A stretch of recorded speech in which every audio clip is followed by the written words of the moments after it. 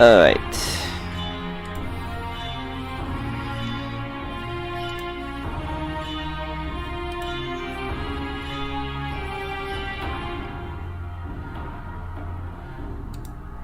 So, give me a moment.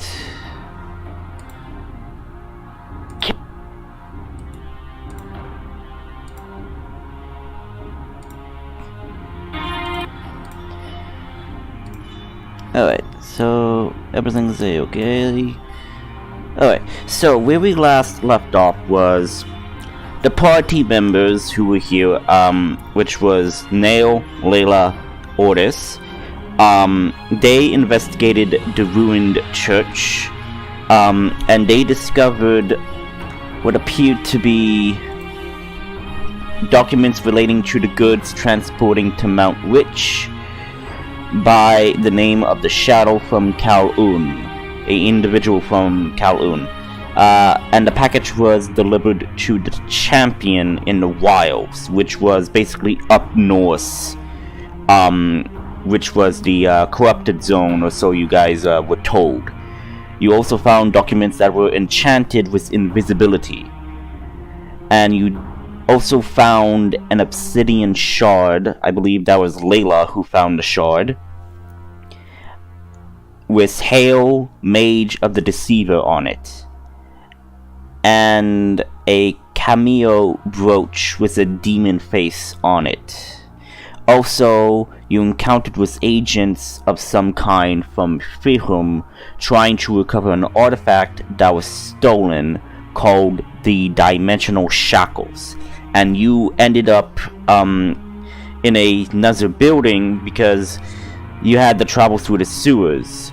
So from the ruined church, you guys actually made your way to what was the other building, which was this one over here, which was a loading dock for the goods. That was a front for legit transportation. So Adrian and Elma, you guys traveled there after you received a message from Layla. You are now here, and your next stop to investigate is this building over here. So we're gonna pick up where that is left off.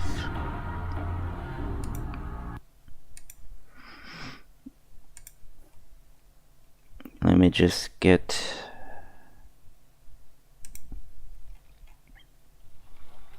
There we are. So, you guys arrive, and so, yeah. Elma, Adrian, you arrive to the location where Layla, Nail, and Ortis are. And you were told of what they found and what they encountered.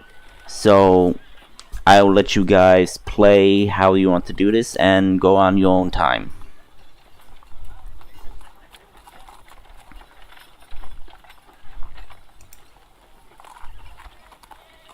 Okay. Are we doing a short rest for That's up to you. us? That's up to you. Yeah, I think it was gonna Health was low. Yeah, I think we're gonna take a short rest. So I guess they're having a lunch break? I mean, I would say you have rations, so yes, you could have rations and all of that and eat it. Yes, you can do that. Is there any restaurants nearby? Make a perception check for me. 18. You actually do see what appears to be a cafe of sorts, which is kind of like right over here, right across the way.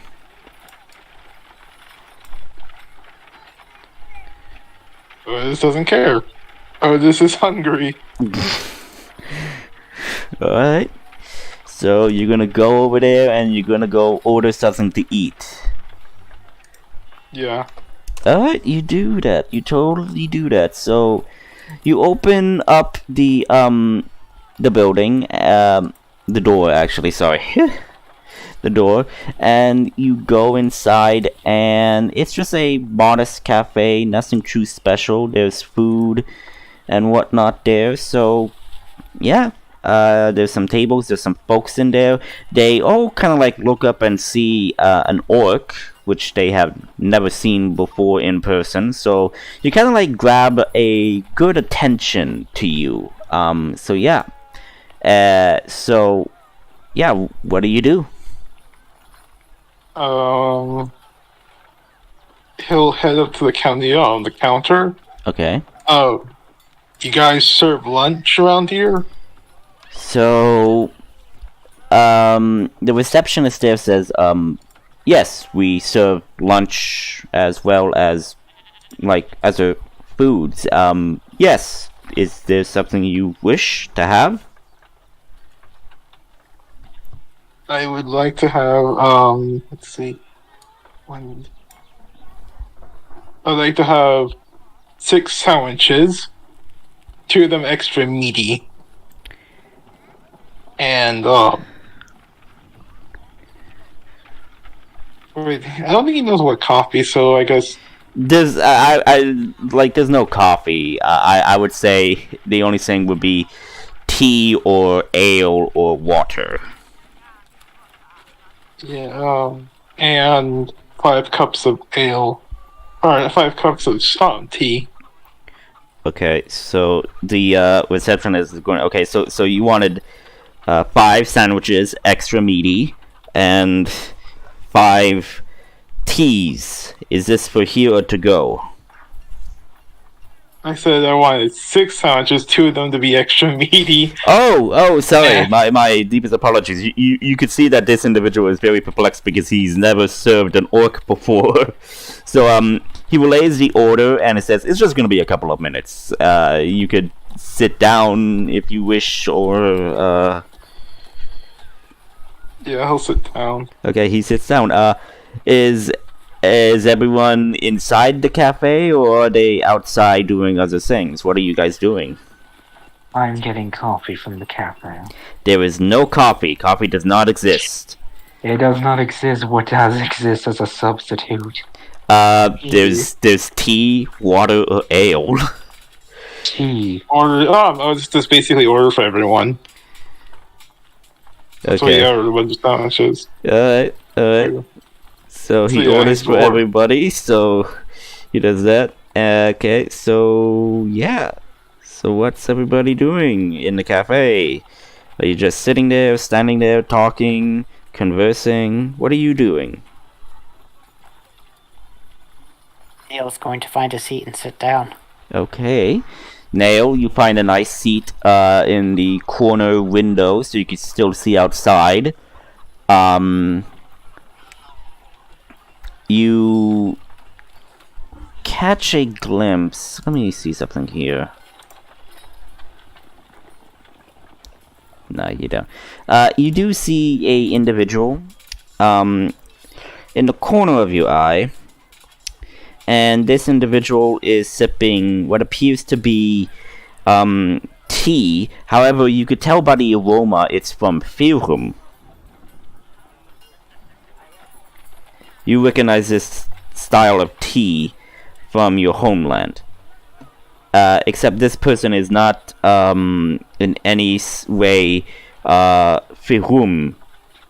So he's basically not from Firhum, but he is drinking Firhum tea.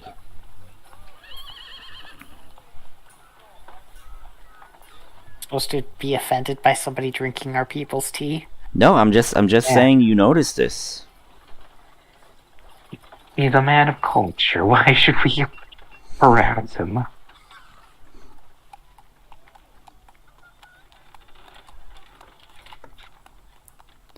So, April? AM. Alright. AM, Bramble.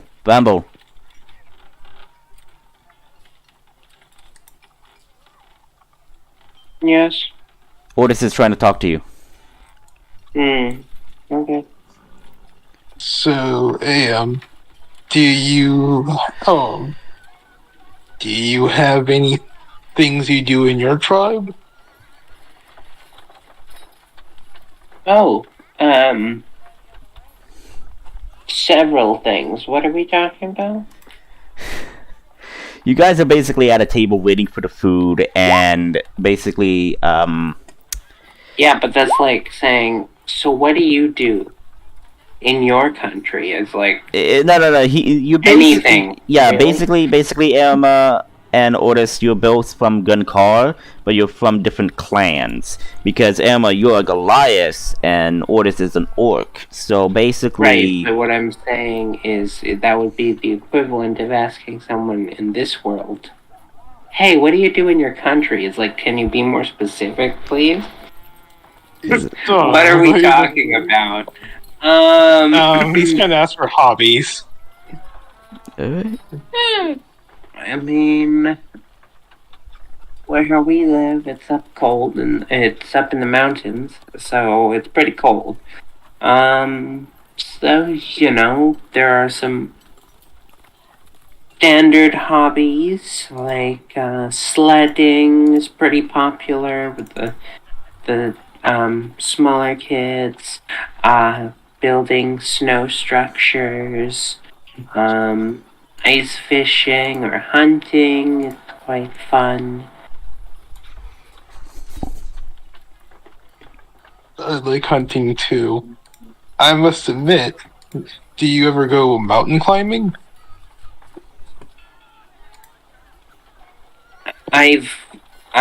Yes, I've done it before, quite a few times. It's more a necessity than a hobby, though, I would say. Yeah, Us. I can understand. Why, are you looking to climb some mountains? Oh, I've done some of those. It's a great way to practice your coordination with your echo.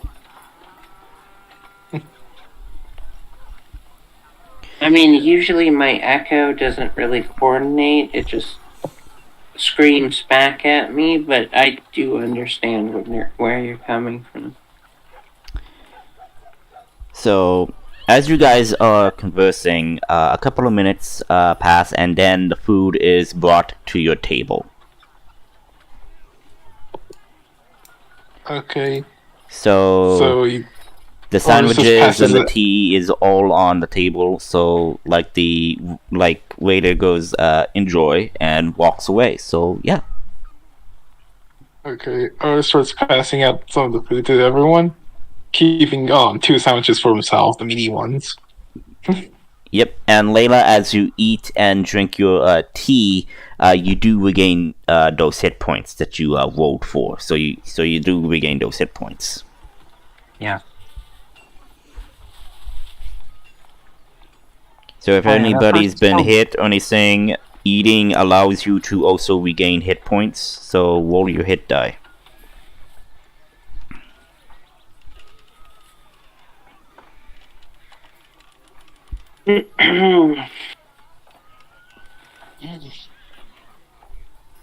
Okay, so Otis, you regain 8. I don't know about Nail if he got hit. Ooh. You regain 2 hit points, okay.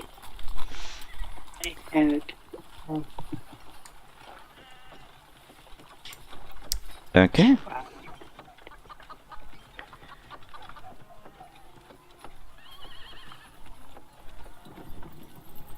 You regain 10 hit points, okay. So yeah, you guys eat a good meal and you feel refreshed after the ordeal you went through before. And moments later, you see the guards, the Duchess, are at the building, and so yeah. What now? I guess it's time for us to get to work. Pretty much our break is over. Pretty much so, yeah. That person So still rest? drinking tea. Hmm? Pretty much. Yeah, you guys did a short rest, so yeah. Okay. Yeah, the cafe encounter saying was the short rest, basically. You're recuperating, you're eating, you're taking a break, basically. Okay. That person who was drinking the Ferran tea still there? No. That individual got up after finishing the tea and basically... Actually, hang on, Layla. I wanna check something for a moment. I'm checking your character sheet. Okay. You can't tell, but you could have sworn that this individual looked at the group and then give a narrow stare and then a smirk. You could have sworn, but you can't be sure because from where you were sitting. Perverted individuals. We'll keep a note. Alright. So yeah. So the guard that is in charge of this section comes in and says, "We have arrived per your request. We will secure any other evidence that you have from this location. Is there anything else we should know?"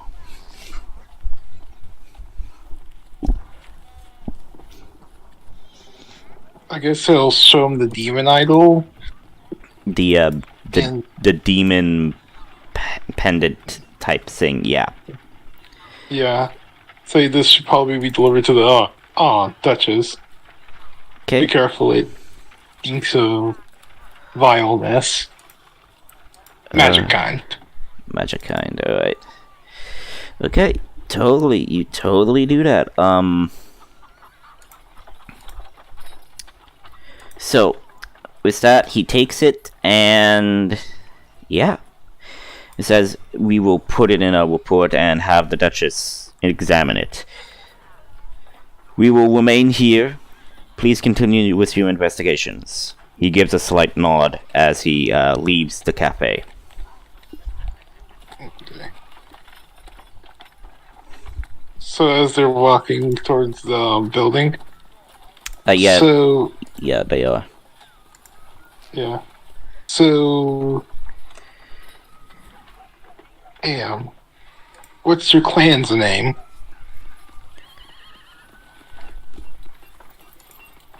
Oh, mine? Oh, mine. Yes. Yeah, I do believe you have that in your bio. Unless you didn't have a clan name. Let me confirm with my. Yeah, I'm looking through your thing, so I don't see anything unless my eyes are terrible right now.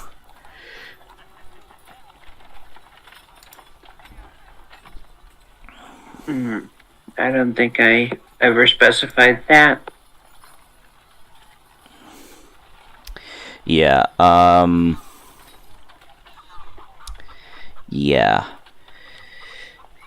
You are basically from Stark, basically, which is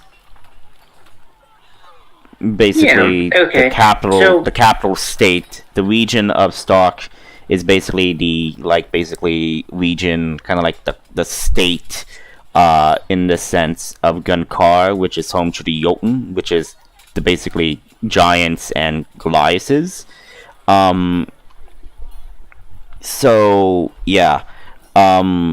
And I do know that the Double Arms clan are Ordis's clan, yes?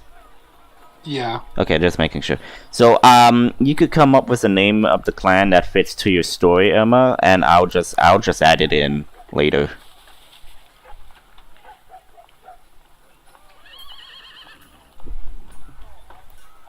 It's entirely up to you.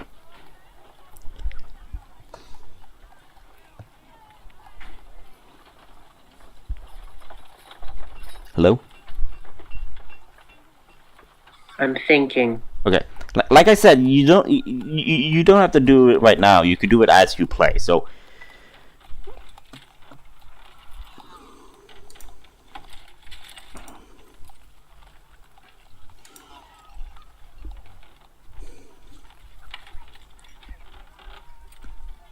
Okay.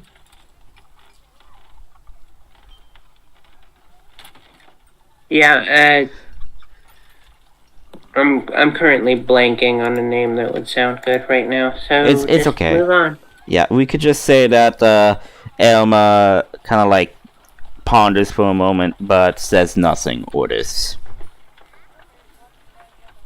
Like, it looks kind of like confused. Because, Actually, technically, that would be Emma's response anyway.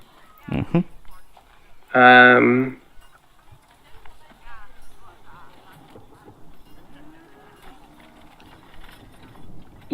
Yeah, I no longer have any clan name.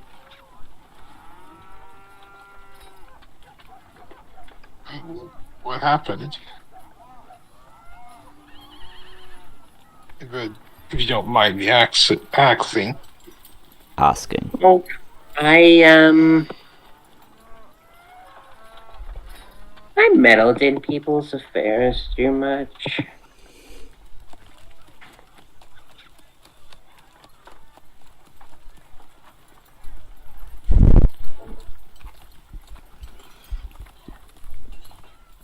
It caused a bit of an issue. Yeah, by the way, Kick you out. yeah, by the way, Irma, if you're having trouble remembering, you could just go to your character profile. Oh, And- no, I know. Nah, I know, I'm just letting you know if you can't remember.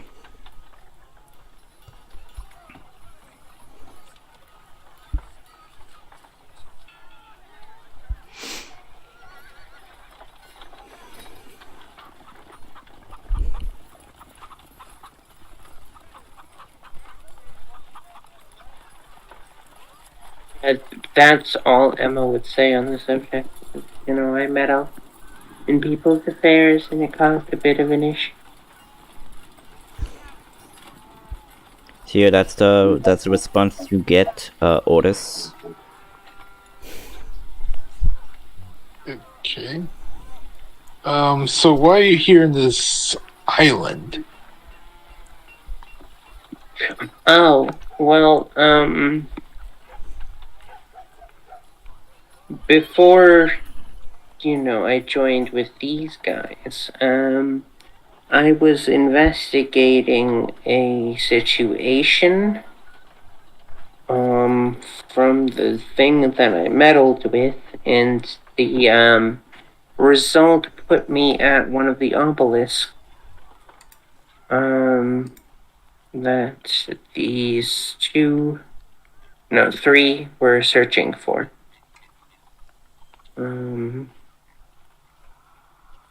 And so they were kind of lost, and I was like, well, I've been traveling for quite a while. Been a couple of years now, so I simply said, hey, I could be your guide while you're traveling around the wilderness, and they accepted, and so, I've stuck with them ever since. We did some crazy things together.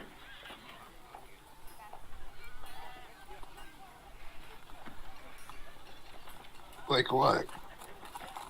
Well, we, rescued a dryad from a group that was, torturing, her for a power source.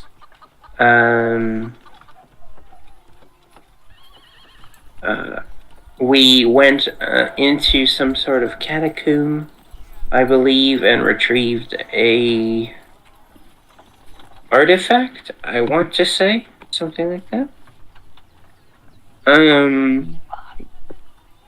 Hmm? 3 bodies. We retrieved bodies. Robot bodies. Robot bodies, yes, that's true.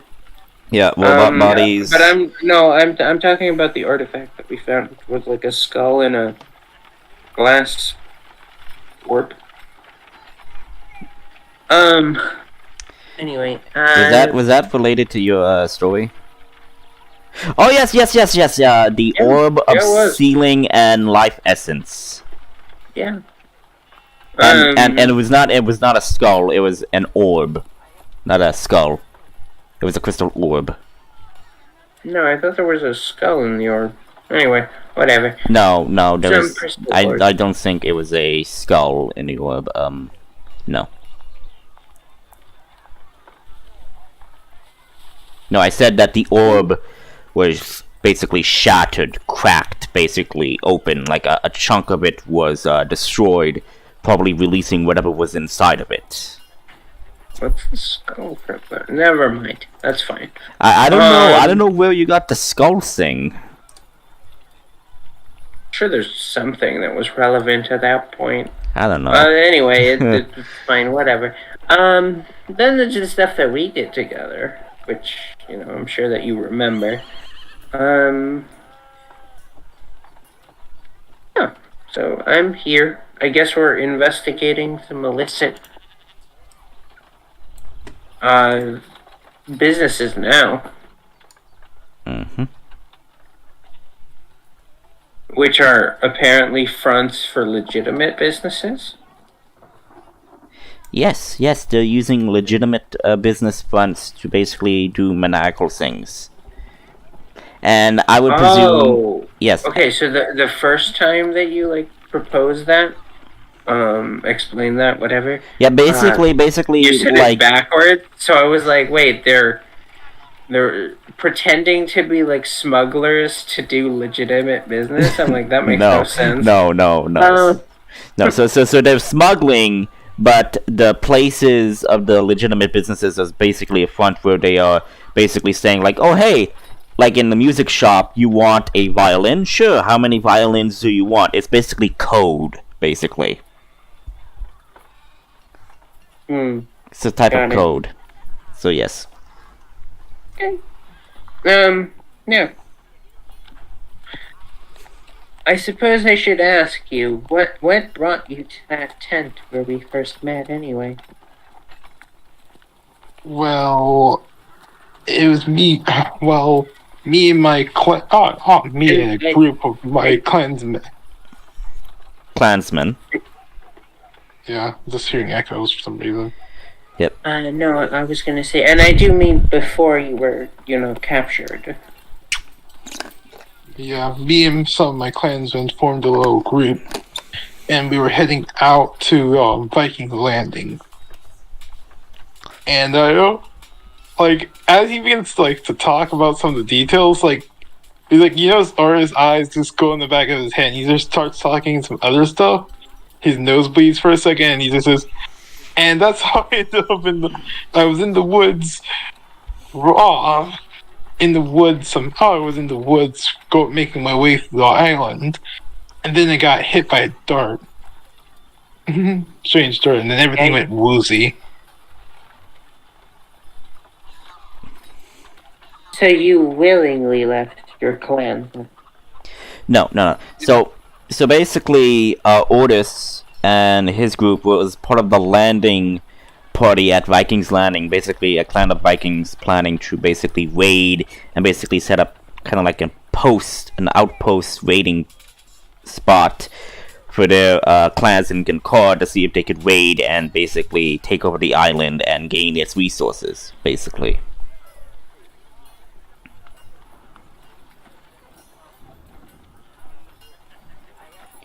But the basically corrupted attack hit the Vikings. I'm having trouble hearing anything. Alright. Can you hear me now? No, I meant the first time. Okay, basically, when you guys investigated Vikings Landing the first time, you noticed the remains of the bodies of the attacked, corrupted people and all of that. Otis and a few members of his clan from that raiding party were the only survivors to escape the slaughter, basically. Did we ever find out what corrupted them? It was the Mazurite crystals and all of that. They came into contact and they did not know about the corruption. I see, okay. Yeah, you don't really see any details. He's about to tell you the details, but he just blanks out and thinks he tells you the details. Mm-hmm. And as he blanks out and his nose bleeds, Could I ask everybody except for Otis to make a flat intelligence check?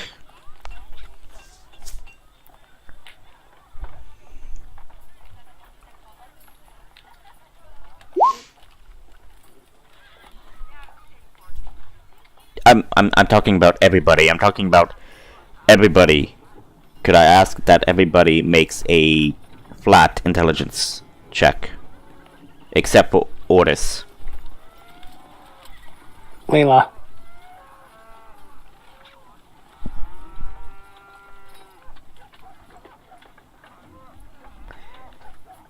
The Layla? only one that's left is Layla. Well, You might not see mine since it's attached to a bunch of Oh, PHP yes, rolls. I see it. My mind is freaking blank. Oh my god. I didn't even see it at first until I read the last one. Yeah. Okay, I could just roll for Layla. 12. Okay. And I'll How also. smart is Layla? She's a sorcerer. Sorry, I'm back. Okay, well, okay, Layla, I rolled, but if you want to roll for yourself, I need you to make a flat intelligence roll for me.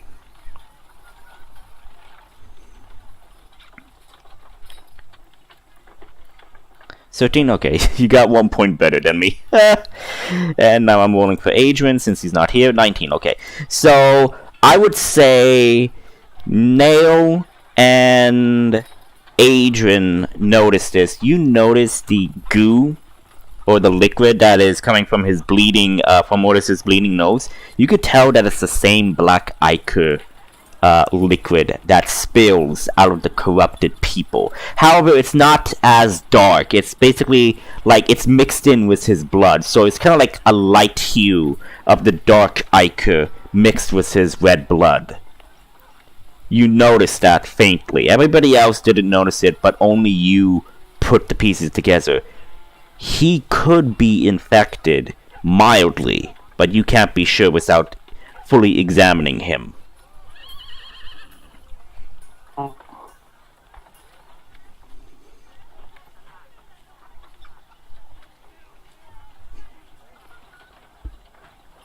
Otis? Yeah.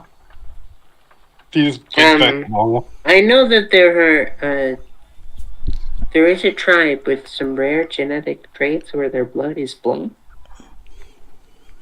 Is your blood normally black? No. So like I said, it's mostly red, but there was some specks of black ichor hue within the blood, mixed in. It's light. It's not fully dark. It's light, kind of like That doesn't change my question. Okay. but Still, okay. Okay, sorry. I was just being a bit more. Yeah. So yeah. What are you talking about? What are you talking about? There's no. I'm the Double Arms clan. We don't have black blood. We just make extras of each other. But we also do have parts of the Dark Sorcerer's clan intertwined. It's usually a female thing, so. Just shrugs.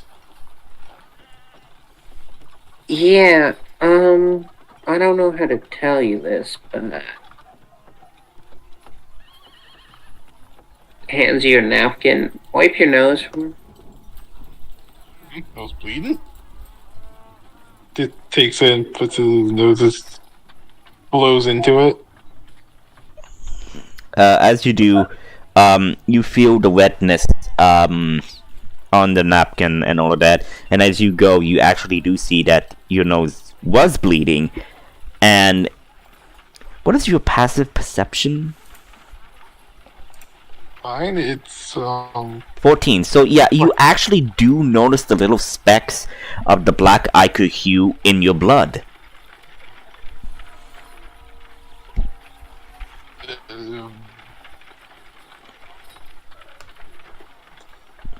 Okay, I might need to check the doctor.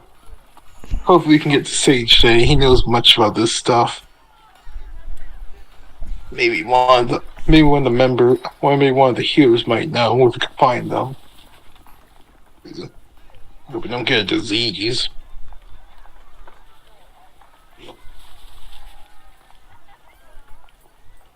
What were we talking about again? Just has a blank out moment. We were talking about how you made a poor choice to invade with the place where you got infected, and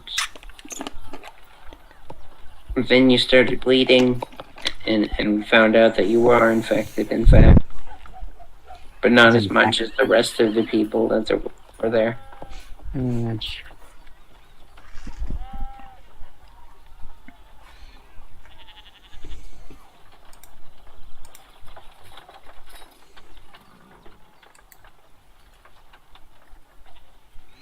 Did we ever figure out if it was a disease or some other magical effect? So, Emma, were you the one asking this? Mm-hmm. Okay, so what was causing the corruption and these monsters were the Mazurite Shokton crystals. So basically, they are pure magic, but the amount of magic they are producing is corrupted. And coming into any direct contact with it can result in a mutation plague type thing. So basically, it was quarantined, there was an entire section quarantined, and the crystals were being studied. Those who came into contact with it, that was stolen, basically, because Ordis's clan, along with the raiding party, raided an outpost that was basically where some of the, because they raided the caravan where they took some of the crystals. And a day or so went by, they didn't know what the crystals were, and it was already too late because the massacre slaughter thing happened. So the crystals were causing the plague. So it was kind of like patient zero, but to those who are infected with it, they can possibly infect others if they basically do it to a dead corpse, basically. It has an easier time to infect a dead corpse than a live one. So, like, there's a certain percent for a living creature to be infected. When it's a undead or a dead corpse of a creature, the percentage is 100%. So it's possible to create a corrupted zombie-like army with these things, which is why you were investigating it and trying to find the sources, because you were given information that some of the outposts that were located were the hideouts, which are here and here and here, which are supposed dark places that could result in hideouts. So it's basically kind of like a secret dock thing.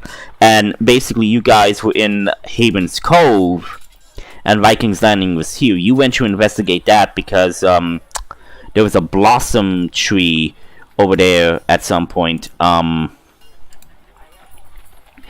So yeah, because you went to investigate this blossom tree, which was here. You went to investigate here, but as you did that, it didn't go so well, and you went to visit the blossom tree there, and you basically came across the whole situation.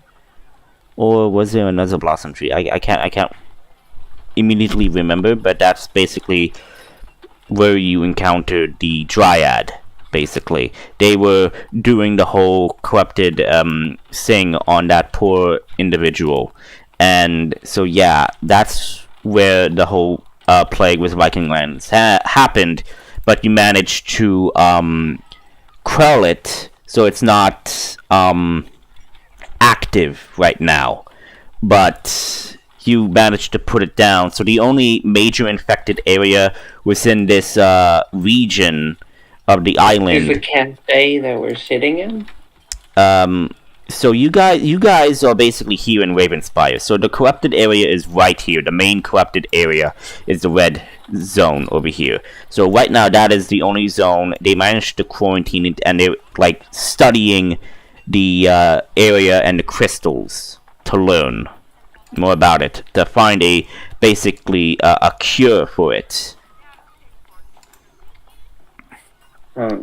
So that's where you're going to Kiron, because you are basically asked by the Duchess. The Duchess has made you into a special task force to investigate these corruptions and put a stop to it. And she is paying you. So once you get to Kiron, she is basically going to show you your basically current base of operations. And you're like your base of operations, like I said, where you could customize the base however you want. It's yours. She paid for it. You could use it however you want, and basically you just investigate the corrupted zones or any signs of corruption, and basically you're like a secret police force that is investigating this.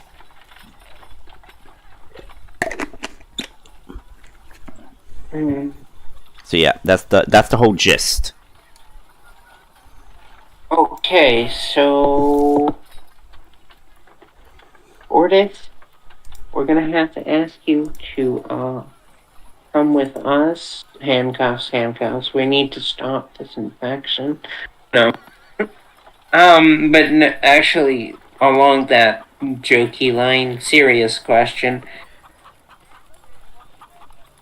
Are we at risk of you infecting anyone else? Or us? So here's the thing. Everybody here has made direct contact. They didn't exactly touch it. You guys used cloths and all of that, and other clothing of sorts to prevent direct contact. So the only person that had direct contact was Ortis, as in skin to crystal. So the possibility of him infecting, no. It's kind of like, in a sense, like Ebola. If the blood gets on your nose, your mouth, or your eyes, there is a slight percentage of being infected with it. So the answer is yes, we are in danger of him infecting others? Yes, but the conditions and his symptoms aren't severe. Like I said, the black hues of the black ichor are faint. So meaning he might be in the early onset stages of this disease of sorts.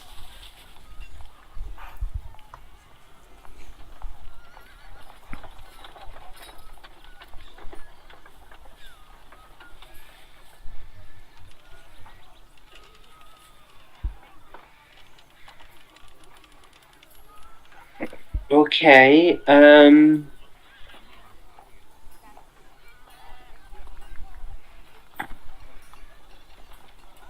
what do we do in that case, guys? That's up to you. I'm telling you the information. Yeah, that's why I'm asking them.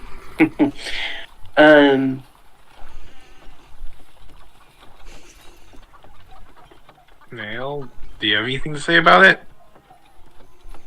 Nothing. We have no way of treating you. Oh, okay. So we just That's why we're heading to the capital. To learn more. We found an outlying research center. That is studying these. So basically, with a live, subject 0, they can basically study how this disease progressed and maybe find a way to stop it. Then why are we wasting our time here? Because the individuals that were having these crystals, the lizard men, they are using the crystals to basically raise a corrupted army, basically. So the Duchess is asking you to help. People are Yep. people are using them actively to create monsters. So we are attempting to form allies against them. We weren't supposed to stay here this long originally. It was more just supposed to stop, say hi, and then keep going.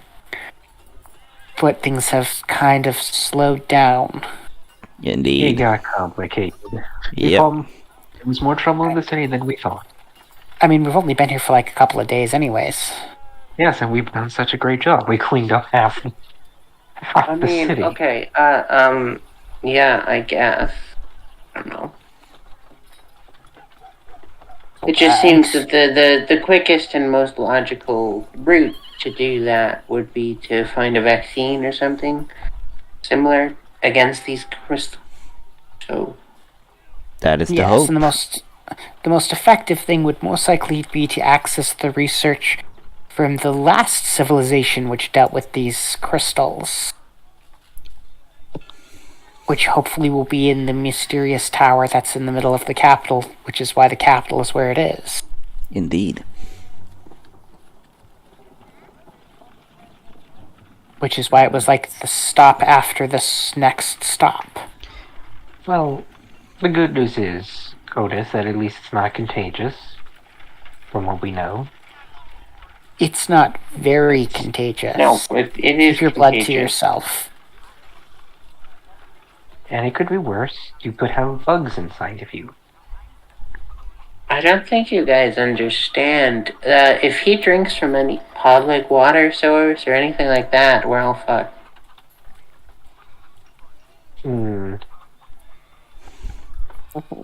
Why would we be fucked if he drinks from? You mean if he contaminate? Just drink from cups. I mean, Okay, that so would be... so like I said, it's kind of like that, but the only way to infect someone is with the blood itself. So if he's not bleeding, the possibility of infection is not possible.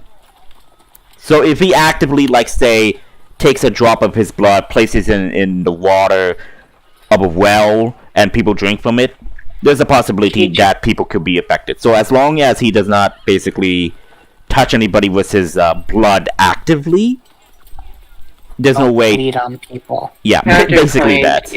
Counterpoint, it would probably be in his saliva, but also he just started nose bleeding out of nowhere. So, like, I mean, was it How out of much do you nowhere, want? or was it out of being electrocuted by a lightning bolt?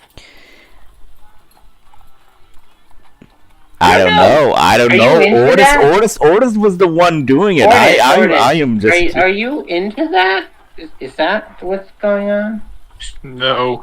So, you see, when I was talking about it, Otis was basically talking about, some of the information about, when he was doing in Viking Landing.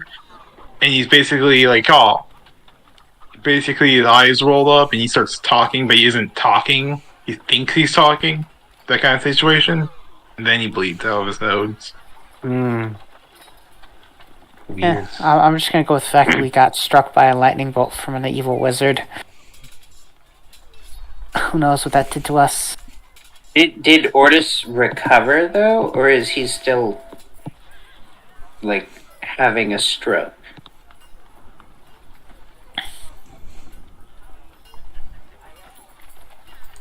I assume he's better now.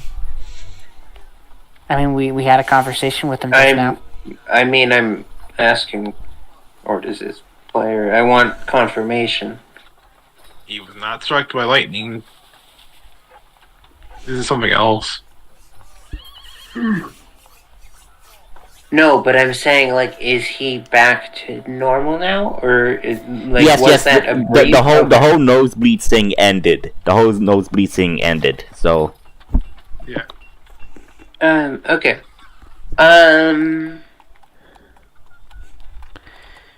So yeah. So like I said in the previous sessions, you just have 2 more locations, and then you return to the Duchess with the information and the evidences, and then you could go to Kiron or to whatever place you wanted to go. I don't know what your plans were, but I know that Leda said that you guys wanted to go to the hideout over here to investigate it, but I don't know what you guys are gonna do now, so it's entirely up to you. You believe the plan was to go from here to here to here to here. Exactly, but like I said, I don't know what you're gonna do now, because like I said, I'm letting you, the players, decide. This map is basically empty. You are filling it up with the stuff that you discover.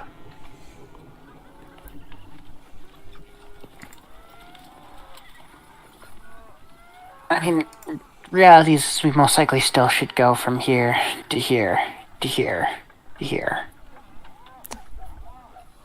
That's Makes nails. the journey a little bit longer, but it's worth it. Mm-hmm.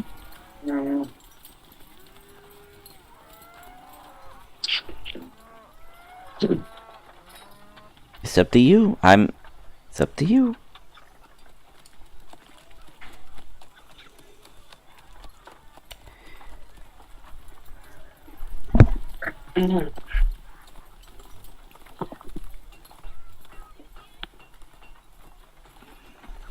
Okay, so as much fun as this is, what is our next step? Yes.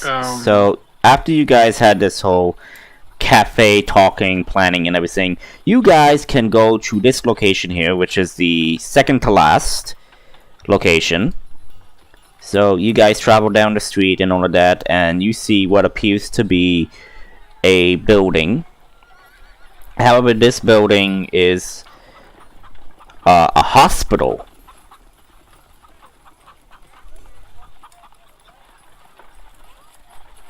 Also, wasn't Otis was attacked by vampires? So once that blood stuff affects on the undead, I'm pretty sure they're fine. Yeah. Vampires have resiliences to magic. They should be fine. Or they're dead. I just love you guys are Again. second guessing this. Like, screw the vampires. They're fine. They're probably fine. They also become super vampires, but either way, you won't know. Well, thank you for that idea now. Yeah, stop giving the GM ideas. Ordis, idea for you. Cuts holes in a paper bag. Okay, you're gonna wear this now from now on. Okay, let's go into the hospital. Well, it's not exactly a hospital. It's a small clinic hospital, basically. You could only Sorry, hold what like was a. that? What? Someone said my name?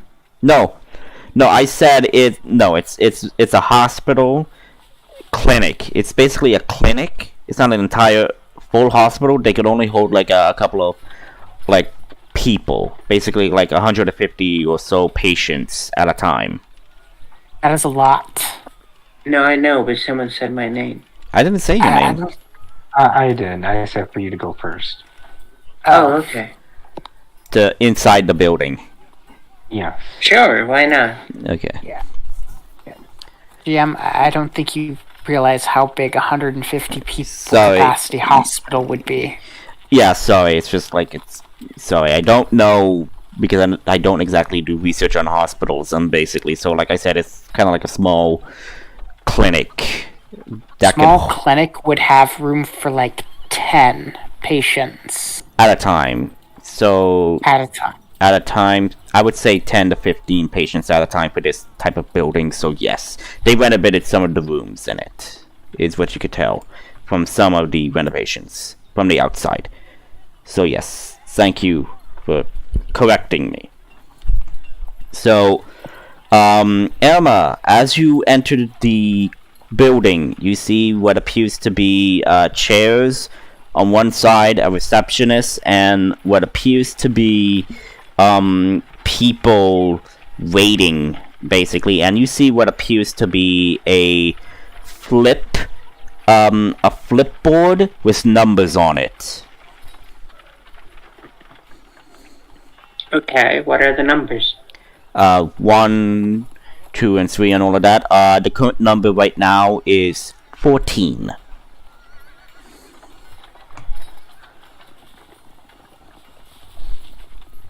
Is there any reference to what this is supposed to be on the clipboard? Or It's do they take a just number. It's basically like take a number and then like a digital saying will like do that and like, oh, it's this one, but again, this is medieval time, so it's kind of like a flip thing. got it? Okay. I guess Otis will take the number.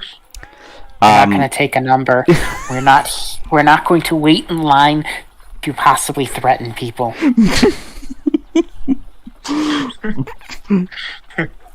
Yeah, it's up to Otis. I mean, Otis can do what he wants. I mean, like, if he wants to take a number, he can take a number.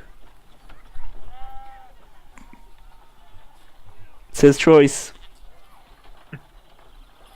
Is Did there anyone a- stop? Hmm? What was it? Does anyone stop him? I mean, if yeah. you wanna Does take a anybody number, go stop right him? ahead. What? Is there a No, receptionist? no. There is a receptionist. Yes, there is a receptionist right now at the desk. So Neil is going to walk up to the receptionist and politely ask to speak to the person in charge of the clinic. So the receptionist then says, "May I inquire why you want to speak to the manager?"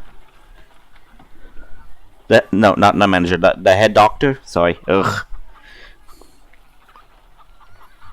Yes, we're conducting business for the Duchess about potential Health nefariousness.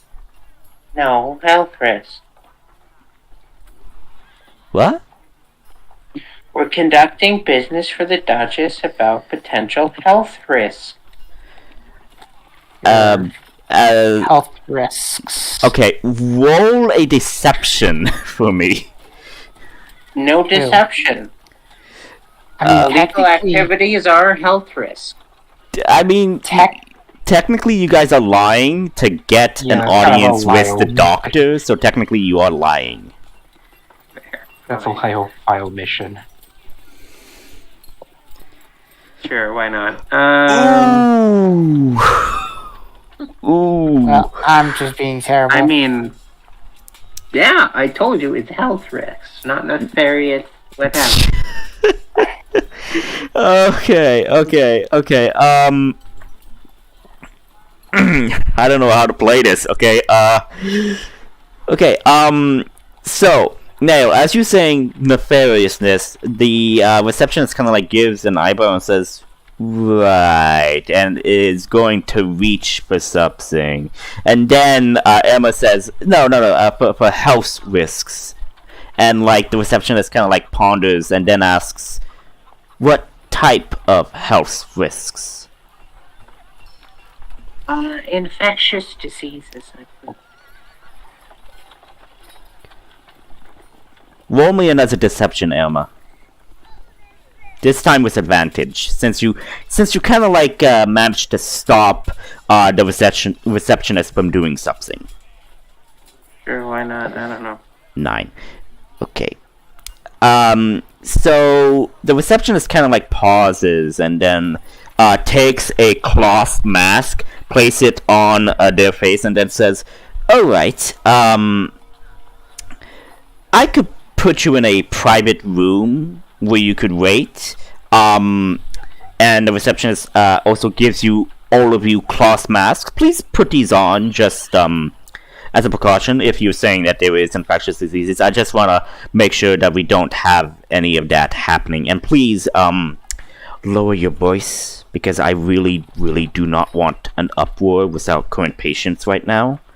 So if you just go down the hall and just make a right, you'll just see room number 20. Just go right in there. Okay. The other cloth things? Yeah, I want to look at the cloth thing. Most likely just a bandana. Yeah, does it smell funny? No, it's a clean cloth, and no, it does not look like that, Layla.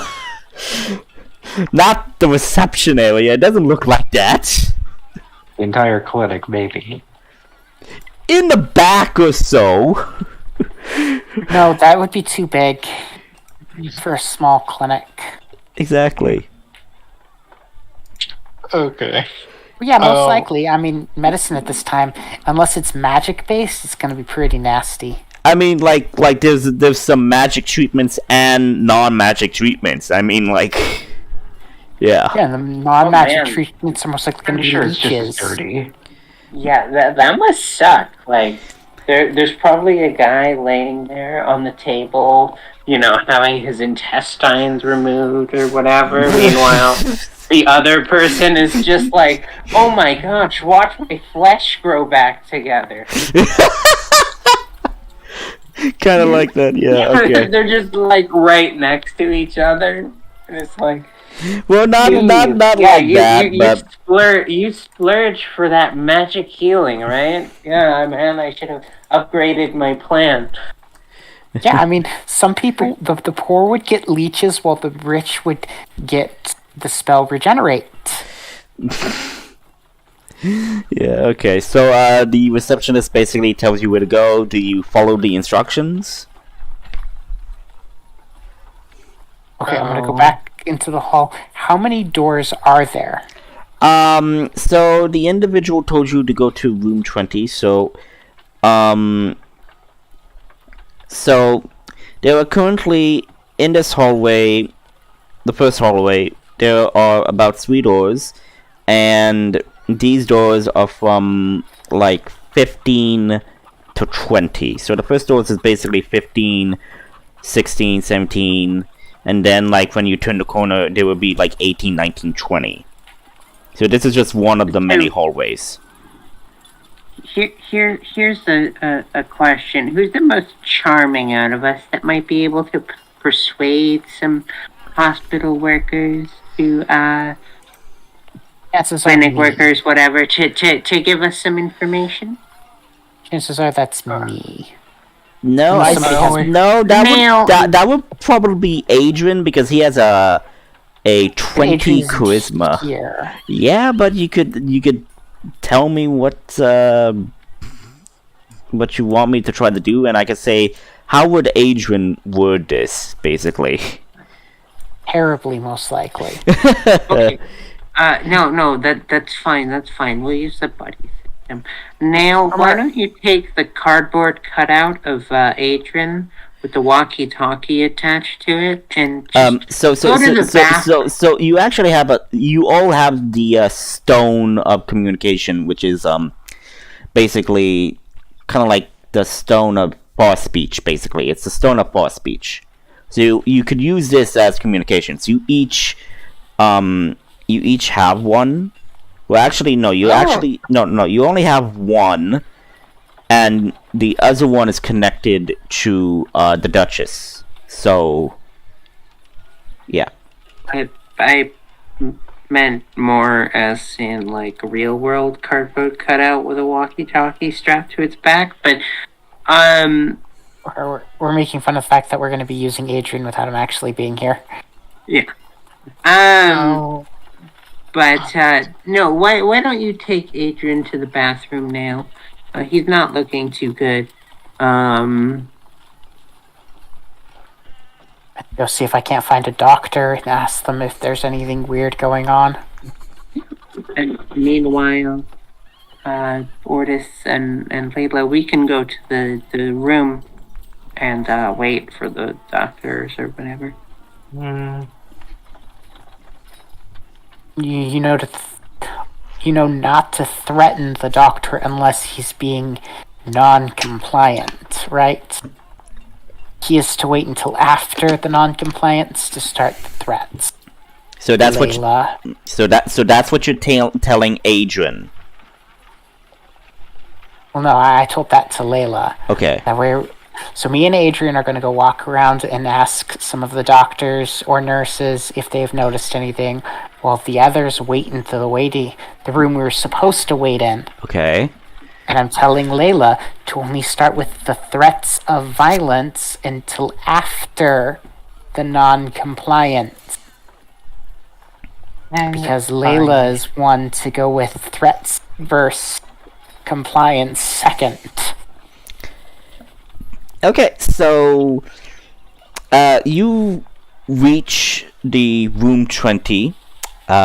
It is a examination room. So does everybody go in except for Adrian and Nail? We're going to the bathroom, yes. What? They're going to What's the up? bathroom. Oh, right. Okay. That's okay. Okay, that's how you're decepting it. Okay. No deception. Layla believes they're going to the bathroom. No, I'm kidding. Not- yes, that is how I'm... Elma, not Layla. You are Elma, not Layla. Yeah, that's what I said, isn't it? No, you said Layla.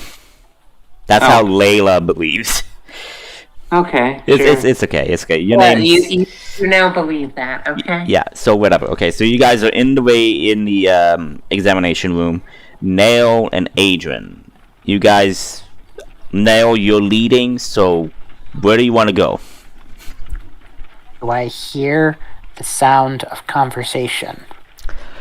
In a clinic, a voice carries very far. Make a perception check. I'm gonna do it with advantage because elves get advantage with hearing, and I have Adrian with me. Yes, he does. You get that advantage. It's still most likely gonna be terrible, though. Wow. I rolled a 6. Okay, let me roll Adrian. Just for the fun of it. You see What a is his cockroach. modifier for his 4. perception? 4. +4, so it would have been a 9 if I actually used his stats, because I rolled a 5 and a 1. Okay, so I'll roll. I just have a I'll negative roll, perception. Yeah, I'll roll for his perception, and he has advantage, but we'll see. Okay, 15. Again? Okay, 20. Okay. So with that, Adrian does manage to point out that there are 2 rooms that are having conversation. One of the rooms is room 17, and the other room is in another hallway. And he kind of like gestures that it's room 23. So room 17 and room 23 is with conversation right now. Conversations sound like they're a doctor with a patient, or just 2 patients waiting on a doctor. One is with 2 doctors discussing a patient, and one of them is basically patients waiting for the doctor. Go into the room with the doctors, because we don't care about what patients are talking about. Okay, that will be room 23. So you both go in, and the doctors kind of like look at you. Do you have the cloth masks on, or are you not having them on? We're gonna wear the cloth masks, so might as well do what we're told. Okay, you do that. Slightly. You do that, and the doctors look at you and says, hello? Do you have an appointment, or... You could say that. We're here on behalf of the Duchess. Why would the Duchess want to have you come for an appointment? We have some questions we would like to have answered. As you say that, Adrian slowly closes the door and lock it. And the doctors kind of like look at each other and like, how can we help you? Have you noticed an increase in patients lately? Maybe an increase in 2 or more patients, but mostly because of scraps and bruises. They are work related, from craftsmen and all of that. Why? Oh, we're concerned that a potential contagion might be spreading. As soon as you say that, they immediately put the cloth masks on and, really, a contagion. What kind of contagion? One that is not well understood. As you say that, their eyes widen and, like, they kind of, like, whisper to each other and, like, it says, do you, I guess, have you encountered this contagion? Yes, its symptoms are quite unique. You have not noticed anyone with discoloration in their blood? They ponder and Overly aggressive behavior? well, there was that one time, and, like, yes, but the doctor said he would handle it, and yes, but if it is the Duchess that's asking this, and, like, alright, maybe we should. I mean, like, so we have to. If it is a contagion, it could be disastrous. It says, alright. We have an incident over a week ago. A patient, what appeared to be a trolley person from one of the warehouses, came in with some minor discoloration to parts of his skin.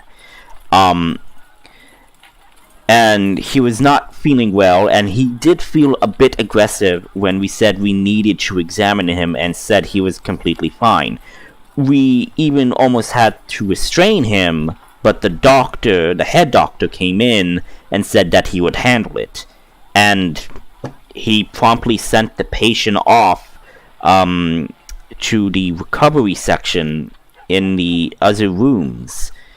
We never seen the individual back. We presumed that the head doctor stayed with them until closing, but that's all we knew. And who is the head doctor? He's the one who runs this clinic. And his name is... His name is, I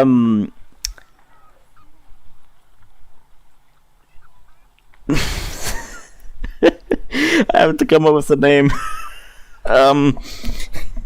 His name is... Catoon.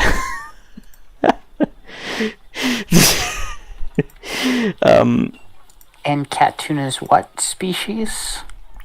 He is from film, actually. Well, nationality is an important thing. Is he an elf, a human, He a is goblin? he is a high elf. Extremely rare to find in these parts of places. He actually left his promising practice from Firum Medical to come here to help us, which I say was quite extraordinary. You know how long he has been here? He's been here for, I would say, 3 months now. He has made good referrals with us. A new high elf who came 3 months ago to establish a practice here. Okay, and last thing, do you know which warehouse this mysterious worker worked at? Yes, we do. Did you give me that address? And I assume you're just gonna point it on the map rather than just give me a bunch of random letters? Yes. So this warehouse is actually right next to the music shop. Kind of like right here.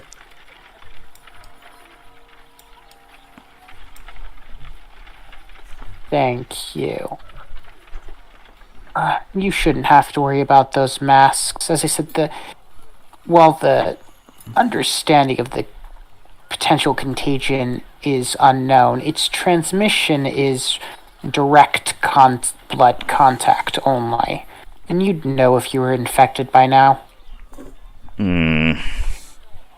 Still, though, the rash we found was a bit abnormal. Yes, and if you find any more people suffering from that infection, inform the Duchess immediately. Yes. The Yes. contagion must be tracked. Understood. To ensure. Also, when was the last time you saw the head doctor? As you say that, they kind of like pause and,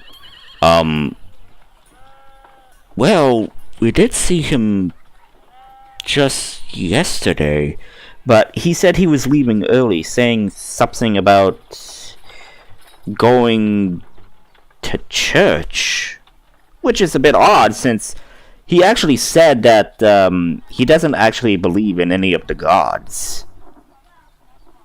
Maybe he was seeing a patient or something. I suspect you won't be seeing him again. Well, he's actually here right now. Really? Yes. Where? He should be in his office on the top floor. Thank you. Do not inform him about this. We will be speaking with him next and would appreciate it if he was not made aware. Understood. Have a nice day. You as well. So, with that, what do you do? We're gonna go immediately. Actually, no. Adrian is going to use message to communicate with the gang in room 20 to immediately head to the top floor. Okay. Assuming that the manager hasn't come to see them yet. So, as you having this whole conversation, I would ask what Elma, Layla, and Otis are doing in room 20 while Adrian and Nail were having that conversation. I was probably looking at the shelves and all that stuff. Okay, you see many different bottles and containers with different medications that you do not know anything about unless you want to make a medicine check.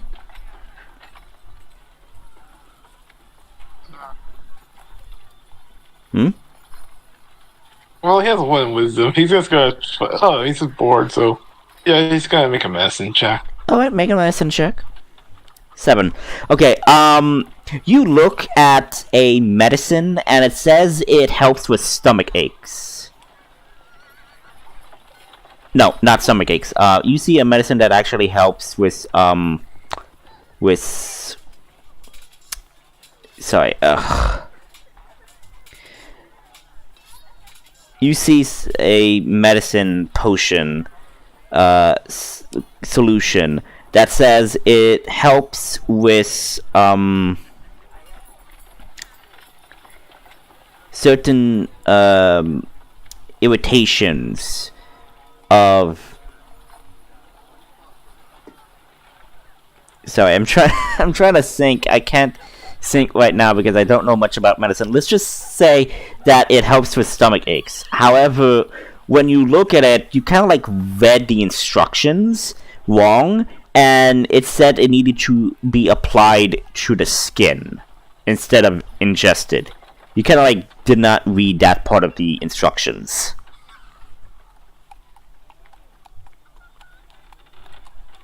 Well, if it's stomach problems, it's most likely the stuff that Tums is made of. Just fuck it. You pocket it?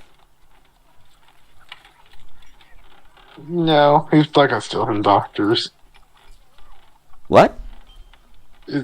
No, he's not gonna steal from doctors. Okay, but what did you say? Because I didn't catch that. He just shrugs and just puts it back. Okay. Hey, Ordis, can I see that? Yeah, or his hands it to him. Okay. Yeah. Alright, I'm going to turn it around. Like, is there a list of ingredients on this? Yes. No. Chances are there's not. No This ingredients. isn't the modern age. No, there It's are most no. likely milk of magnesium. Yep. Single ingredient. Yep. It just says a single ingredient, which says, talon herbs or something.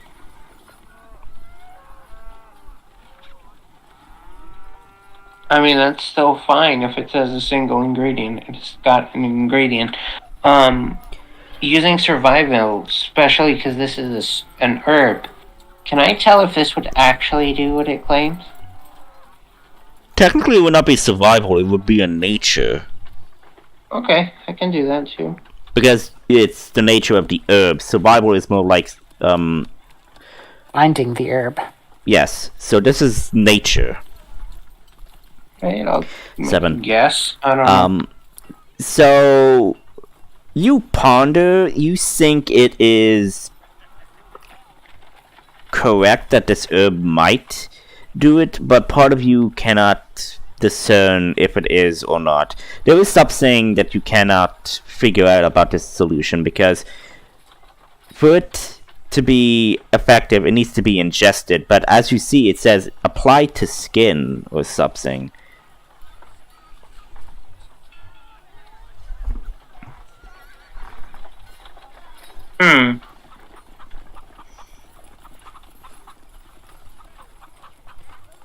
Okay, is there a small bottle?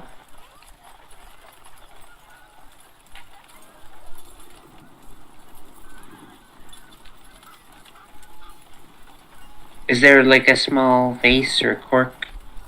No, what am I talking about? Tube. Is there a small tube with a cork? Yes, why? Yeah, so I would like to pour some from that into the tube. Okay, you could totally do that. Alright, I cork it. And I'll take the tube with me. Okay. So as you are having this conversation, you then, hear a knock on the door. Come in. A individual who appears to be a elf enters the room. He has a very long white coat with a specialized armband on his arm. He has no facial hair, and he has long ponytail style, and he kind of looks at you and says, yes, who is the one with the possible contingent? We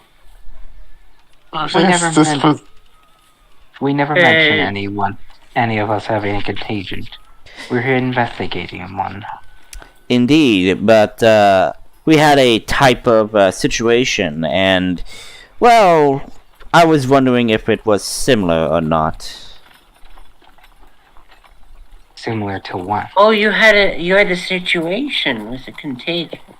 Yes, something like that. No, not something like that. Please do explain in detail. Well, we had a patient who had symptoms of aggravation and a type of rash on their body. I went to examine him in the specialized room, and, well, it seemed a bit odd and very interesting, he says as he closes the door shut. Very interesting. Interesting how? Okay. Yeah, it's interesting how. Well, because I've never seen something that rapid in incubation. he says, as he kind of like strolls across the room, looking at you three, and says, and then I was told by the reception that we had a possible similar incident happening.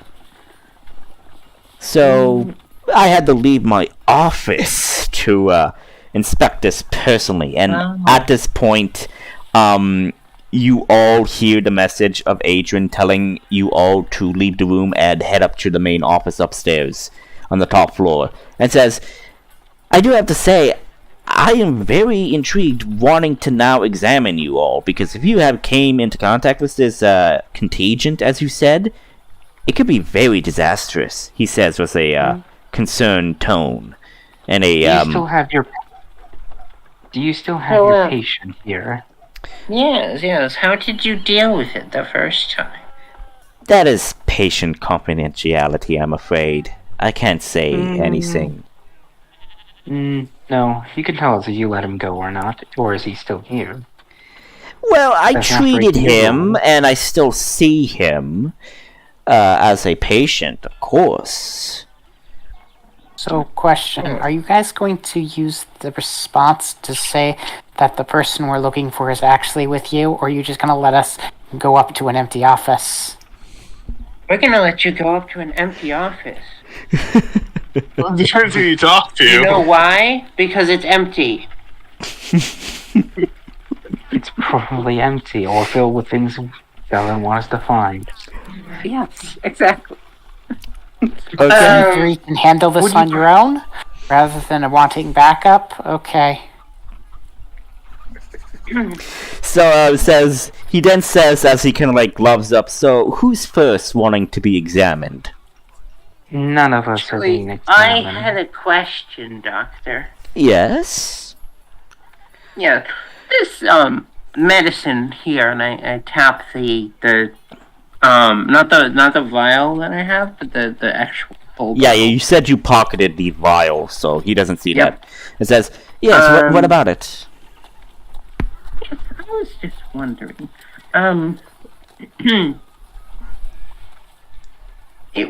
It seems rather counterintuitive for a potion to be applied to the skin.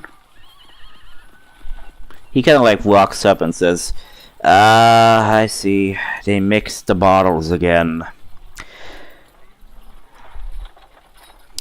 Is this happening often in your office? I mean, I think that would be some cause for concern if medicines, like instructional pamphlets, were being mislabeled. Yes, you see, we're shortly understaffed at the moment. It's very hard at this time of day or so. So yes, it's not their fault. I mean, because of this economic crisis that we're having with some of the merchants nowadays, it's very difficult to hire people. I had to let some people go, and it broke my heart about it. You mentioned again, though, is this one that you have often had this label misplaced, or do they seem to stick out in certain doses or treatments? Well, this is mostly for minor checkups and examinations. We never actually had a lot of stomach aches. I mean, there was that one time, but that was like 2 months ago.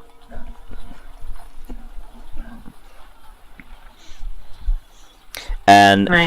for the insight, Layla, you could tell that this man, this high elf, he is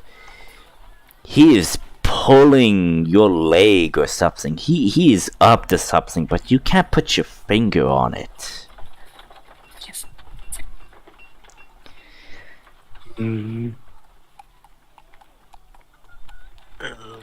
So you're the head doctor of this place? Yes, I am indeed.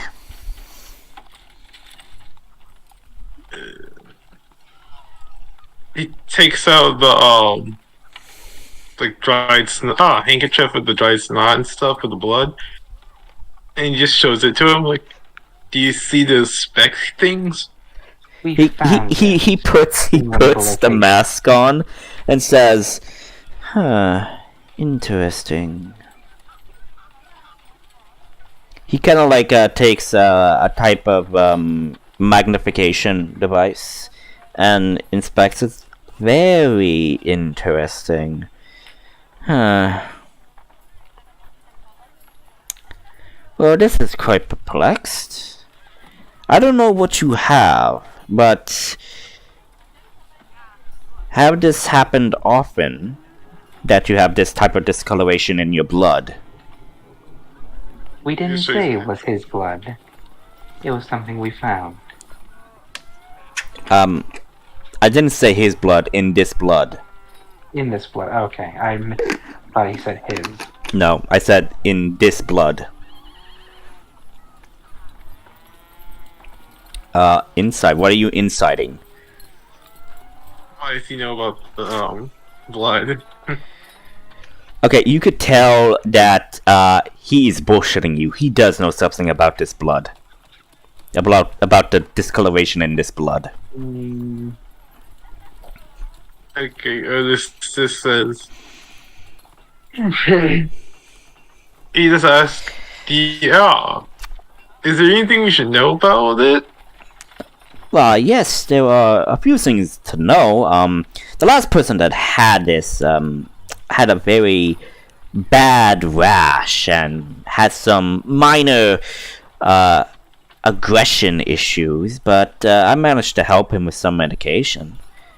I mean, if you possibly have his condition, I still have some leftover medicine that I could give you, if you wish. No. But does that aggression include biting? Scratching? Biting? Scratching? God, no. I mean, minor shoving and grappling, but no slashing or biting.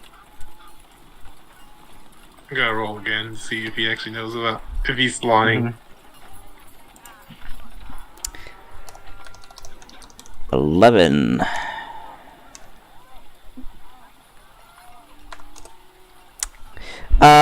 You could tell that he is not being as truthful, but he is practically saying that the scratching and the biting is not true. But you can't discern whether or not it could be true. That's the one thing you can't figure out. Okay, telepathic speech. Okay, I can use telepathic speech to bramble. Want to start asking the hard questions, and I'll pull up a light. And I'll just be a lie detector. No, not yet. Not yet. I have one more question yet.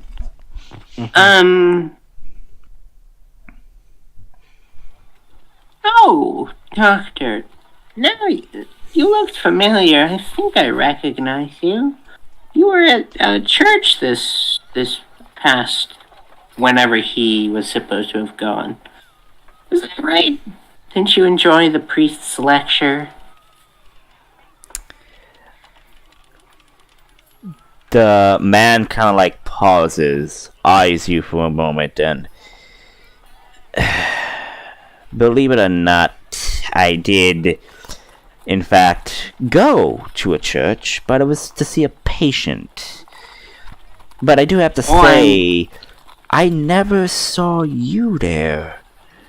I would remember seeing a very tall individual in the pews. What was wrong with this patient? Well, let's just say this patient was troubled with trauma from the past war.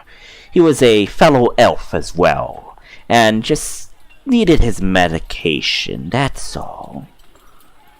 As for why you didn't see me, I'm very good at being very quiet. Takes people by surprise. But, he says with a... Hold on. What was the name of the church we just went to? It had no name. It was just called the Wound Church. There was no name. What street was it on? Like, It was in the District 3. It was in the Hick District. You couldn't exactly tell what the statue of the god or deity was. You couldn't discern that much. so what did you enjoy anything else at the Hague District? Oh, I didn't say I went to the Hick District. Well, Did that's you quite do? rude of you. I'll use insight. Use insight. 19. Okay, I have to roll. I have to roll for this.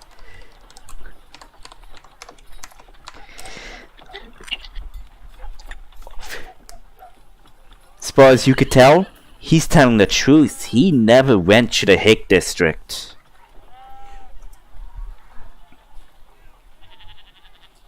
Still sounds rude. I will say this though, if you wish, I could take this blood sample, run some tests on it to see if it is the same contagion as I encountered before, and if you want, I could procure you and your party members the medicine I used to treat this previous patient, if you wish. It was the same quality as your stomach medicine, quote unquote. Probably should see a different doctor. I wouldn't want mistakes to be made, rookie mistakes. Terrible. Layla, the high elf kind of like leans right into your face and then says, "Unlike most people, I'm actually 700 years old. I don't make mistakes." And you're senile, old man. You have distance from me. The Well, last doctor who didn't learn his face, let's say terrible things happened to him. oh. Well, you're quite hostile for a tiefling. Very well. Well, like I said, I don't mind giving you the medicine. After all, it was personally crafted. It's not the one-of-the-mill medicine you see here. It's more of the high quality. Of course, of course. Is there anything you aren't telling us about the sample?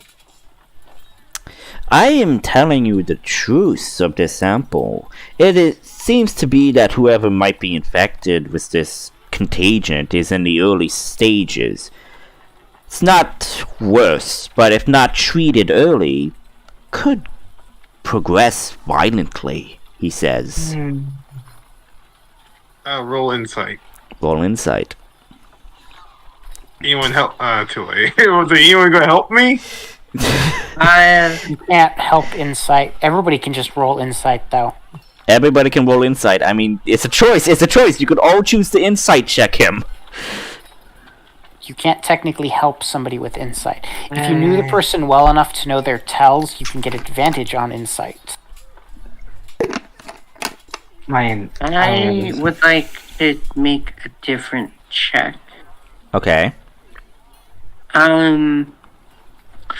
I would like to make a perception check for anything about the doctor's appearance that would seem off. Ooh. Yeah, because I have some suspicions about him going to church. Make To a visit a patient perception check, and you have your shield equipped. I would say it's on your back. Yes. Yes, I do not go anywhere without it, so. Roll perception. Roll high, my friend. 23. Okay. As you For this thing. as you look, so in orders, you could tell from your insight check that he is basically speaking truth. And Emma, as you do a perception check, you kind of like notice only you notice this. You notice that there is a bit of some flexed indentations in his hands that seem to resemble, like it's faint, so faint that the naked eye can't see this, but with your clever perception, you catch glints of what appears to be reptilian scales.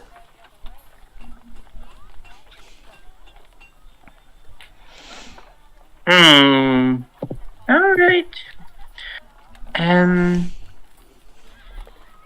Wow, who could have guessed he's a cultist changeling? Yes. So here's a question. No, actually, never mind. I take that back.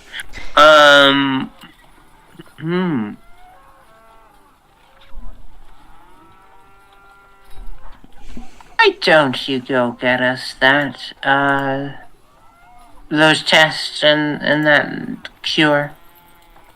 It's not a cure, it's more of a medication to help with the symptoms, but yes, I wouldn't mind. Do any of you wish to accompany me to make sure that I am, as you say, speak the truth? I know some people can be skeptical of new medicine. Great, divide and conquer now. Yes, why don't we all go? Okay, where is it? Follow me. And you all three are choosing to follow him? Yep. Alright. Switching gears to Adrian and Nail. So hang back for a second. Okay.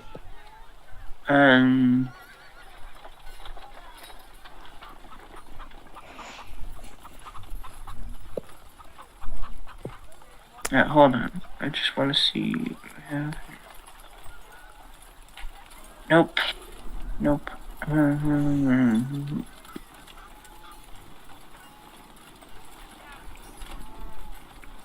Can I attempt to whisper? Yeah, you can whisper. You could tell me to read your thoughts. Yeah, you could whisper. I also know giant orcish in common, so. Oh, you do know giant. Okay, so then, one thing is, cough cough, read my thoughts to Layla. The other one is walks into Ortis and then goes, "Oh no, I'm so sorry." Leans down. By the way, he's a changeling, so just so you're aware. Are you saying this to Layla? So that the giant stumbles into Ortis. And says it to Beach. Ortis. Okay. Yep, I'm saying it to Ortis, and then I am going to try and push it to Layla as well. Okay, so you kind of try to give eye contact to basically gesture to, hey, read my mind or something. Yep. Roll a performance check for me.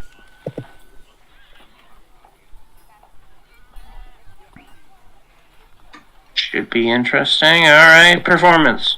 Sweet. Okay, Layla, you look at Emma, and Emma is kind of doing something with their face, but you can't figure out what they're trying to do.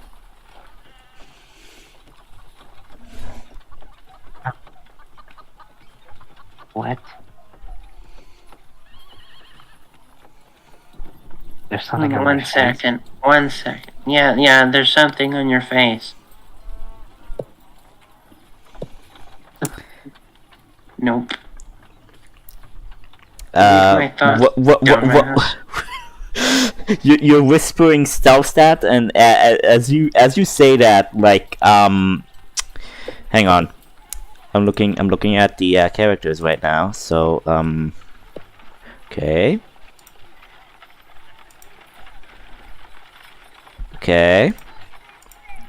Okay, apparently I gotta reload my Roll20 because I gotta reset the dice. It's fine. It's fine.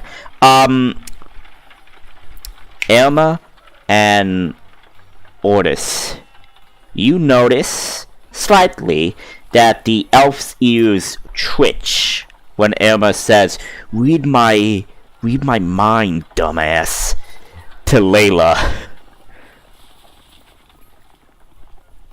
Like his ears kind of like flinch as Elma say that.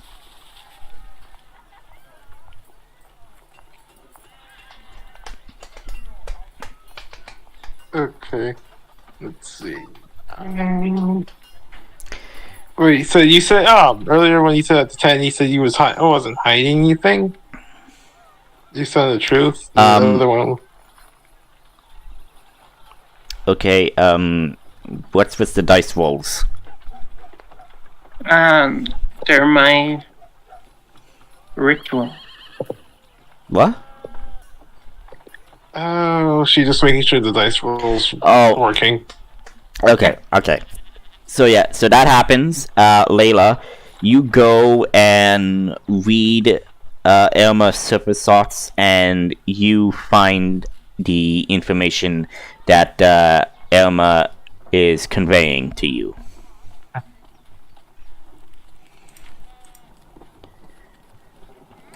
Yeah, so Emma would just convey that this person is probably a changeling. And I'm gonna make a perception check, see if, I noticed him twitch. No, I said you have a passive perception of 14. You and Ordis both notice that his ears does flinch when you do that, because you didn't roll pretty good for your stealth. So, yeah. Okay, so, yeah, and I would also add that, he probably knows,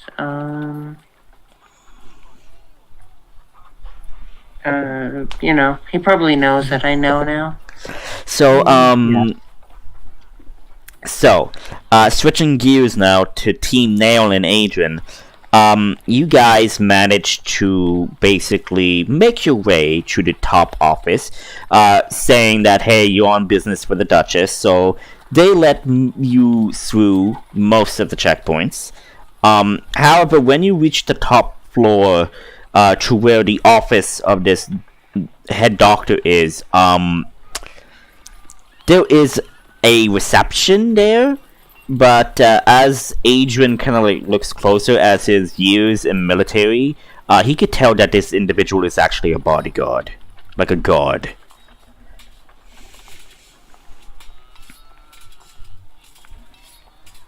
She's in a reception area, and I'm assuming there's a door to the office. Yep. Okay. I will ask the receptionist if the head doctor that you made up the name of so quickly that I don't remember it is in. Caltoon. Caltoon. So you ask if Caltoon is in? Yeah. It says, Caltoon stepped out of the office, actually, to go, talk with a patient directly. Can I help you? Do you have an appointment for him? Not exactly, but we do need to speak with him, so we'll just wait in his office. Roll a persuasion.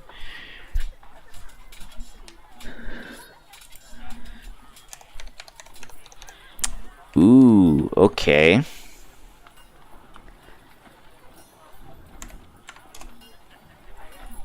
It says, this receptionist looks you up and down like, very well. Go wait. He should be back within the hour after dealing with the patient. Well, I'll go into his office. I'm assuming there's a desk. There are filing cabinets. Yes, so there is a large desk made of oak and other oak bookshelves, filing cabinets, a table along with some sofas to go drink tea and converse and all of that with patients and all of that. Yes, there's that.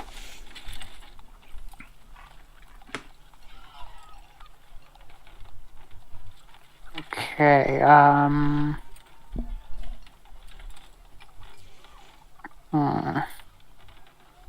gonna investigate the filing cabinet to see if he was stupid enough to leave the file of the one patient. Or keep a file of the one patient.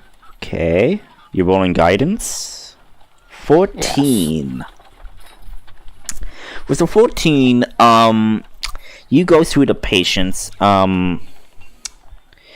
and you go. I would presume that the doctors did give you the name of the patient.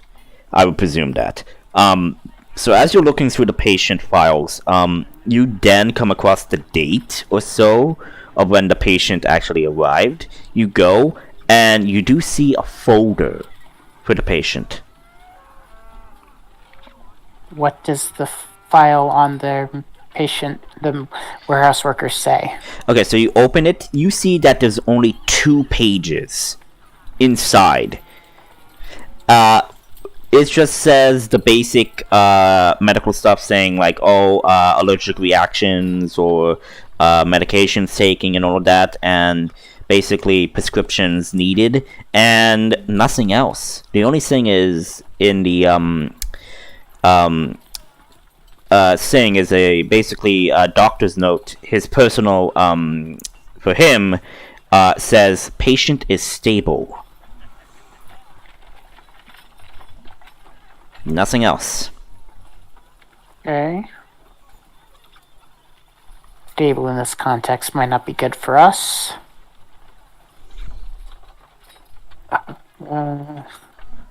Do any of the other files look abnormally thin or abnormally thick? Make a investigation or a perception check, your choice. Natural 20. Okay. You actually see about 10 more folders that are similar.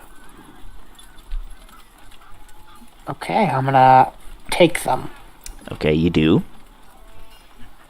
Do they have names attached to them? They do have names. I will give you a list of names, makeshift names, at a later time. Okay, yeah, just go to a name generator and click generate name 10 times. Yeah. And I assume they just say the exact same things? Yep. Do any of them say unstable or anything abnormal? Yes. One of them says unstable, 2 of them say deceased.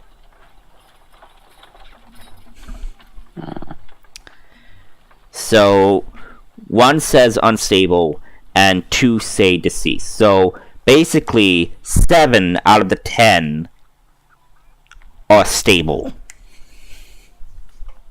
Okay, so I'm gonna have Adrian, since we're very much alone, message Layla and ask, where are you? He's bringing us to his office. Okay. He's not bringing you to his office. He said he was bringing you to medicine storage. Oh, I thought that was his office. Either No, he says that he's bringing you to the examination room that he took as a patient to, which was a bit more of a secure examination room. We're going to examination room where he took one of his patients to, who was infected. Okay, so do you say that to Adrian or to Nail? Nail. Technically to Adrian. Technically to Adrian, okay. So Adrian then basically looks at you and then tells what he just heard. He is a changeling. I figured that much. He's definitely a member of the evil cult of evil. Mm-hmm. Okay, he has a bodyguard up here. I bet she is also a member of the evil cult of evil. We're just really stupid. Either way, their fault for not picking better employees.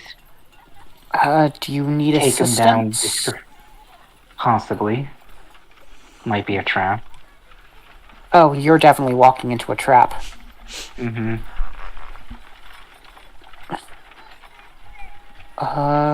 We will Do you require our assistance, or should we hold back? We can have Adrian continuously talk to you until something goes down. I think we might We'll spring the trap now. Okay. Well, when you figure out which room you're in, tell Adrian, so we can meet you there. I don't feel like dealing with the bodyguard. When you spring the trap, the guard will most likely realize, come running. Hopefully it'll be all over before anything with that happens. Probably will stop him before we enter his room. You're gonna fight in the middle of a hallway? Yep, rather fight him in the hallway than in the room where he's probably surrounded by guards. Good point. We'll meet you downstairs. Enjoy the fight. You'll most likely hopefully be over before we get there. We'll just do a quick once over of the room again before heading out. Okay, so make a perception or an investigation. I'm going to investigate his desk. Alright. 18. Okay, 20. Okay, with that, you investigate and you actually do notice a letter that is unopened. I'm going to be very rude and open his letter. Okay. You can tell that the letter is addressed to him, but the name is in a different language you don't recognize. However, the contents is also written in a different dialect as well. However, you recognize this dialect because you have seen this type of dialect before when you had encountered the lizardmen. Yep, definitely a lizard person. Okay. Time to get going. Okay, so you pocket that letter. I'm gonna pocket the letter. Is there anything of value on his desk? Like a golden pen, Okay, hang on. fancy pocket watch, maybe his lunch? Okay, give me a moment. Let me go get the book. I don't know why I don't have my D&D books here at the moment. Probably I forgot. Let me get the trinkets. Okay, let me get it. I mean, why not rob him too? He's a cultist. I don't really care about robbing him. Okay. I'll be back. I'll go to the bathroom. Alright.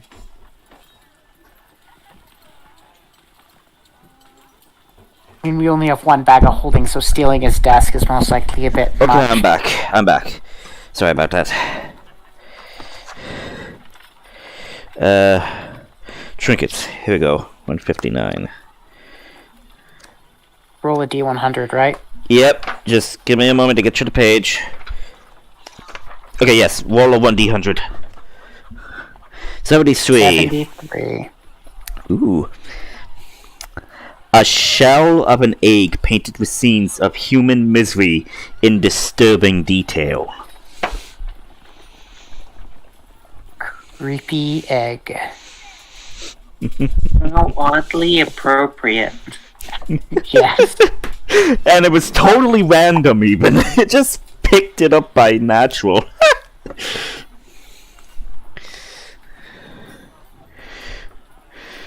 One creepy decorative egg.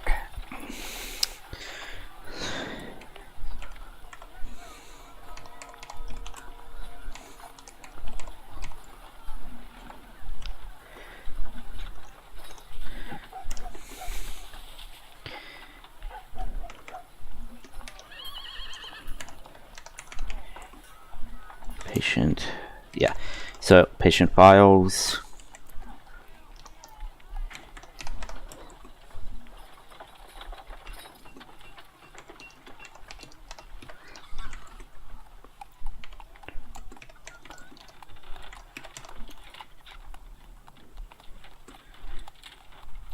Let 11 patient files, one mysterious letter. Yeah, I'm putting that in the game chat. um mysterious letter, and the shell of an egg painted with scenes of human misery in disturbing detail. Okay. Got it. Okay. So you make your way. Okay, so how are you going to get out of the office with the receptionist there? Oh, we're gonna put all the files into the bag of holding that Adrian is carrying, Mm-hmm. and then we're just gonna leave. Okay. So as you leave, the receptionist then asks, is everything alright? Yes, we are actually running late for a meeting, so we will have to ask the doctor these questions later. Roll a deception.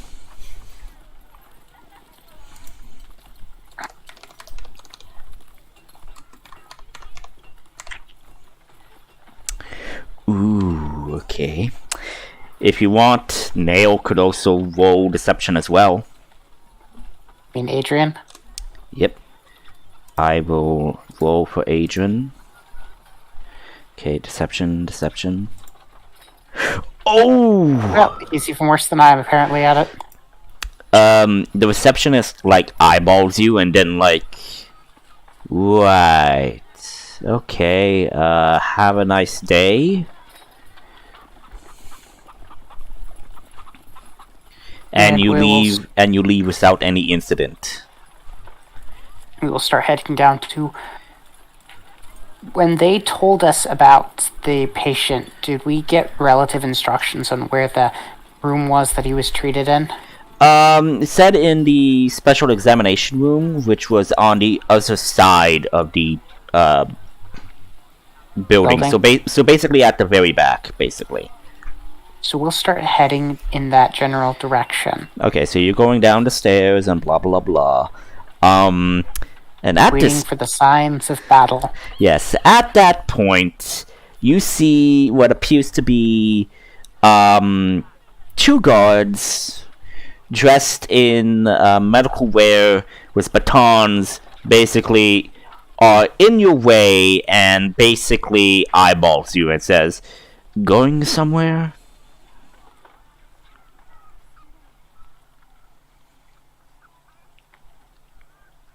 Yes.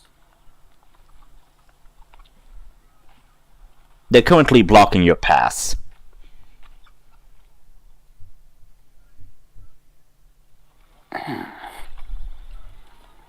Isn't this the way out? Why, yes it is, but we were told to accommodate you. Told by whom? Told by the head doctor. To accommodate us where? Well, that's the surprise. You see, we feel that representatives of the Duchess shouldn't be waiting without any refreshments. And without any protection. So, we're here to, in a sense, protect you. Yeah. So, can you describe the location we're currently at? Okay, so I would say you're kind of like just reaching the second floor. So there's 3 floors. So you just left the 3rd floor. You're now basically at the stairs for the 2nd floor. Basically where you're about to go up to the 3rd floor. So basically you're on the 2nd floor stairway. And you see these 2 guards. You're blocking us from going down to the 1st floor? Yes, as well as blocking the hallways as well. So the only ways to go And we're trying to go down to the first floor, right? Yes, you're trying to get down to the first floor. Apologies for my sneeze.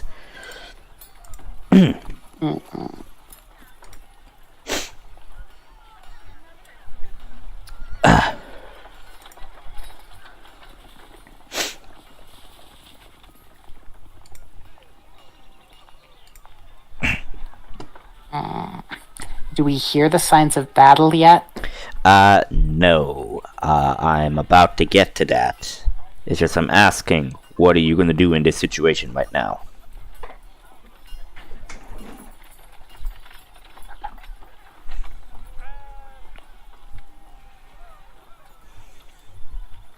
So where should we be headed? Oh, there's actually a waiting room here on the second floor. But we would like to wait on the first floor. Oh, well, those are for the regular patients. These are for the, important VIPs, if you would. Oh, but we are just regular people after all. Such a lavish place as a special lounge seems like a waste. Roll Such regular people. Roll deception.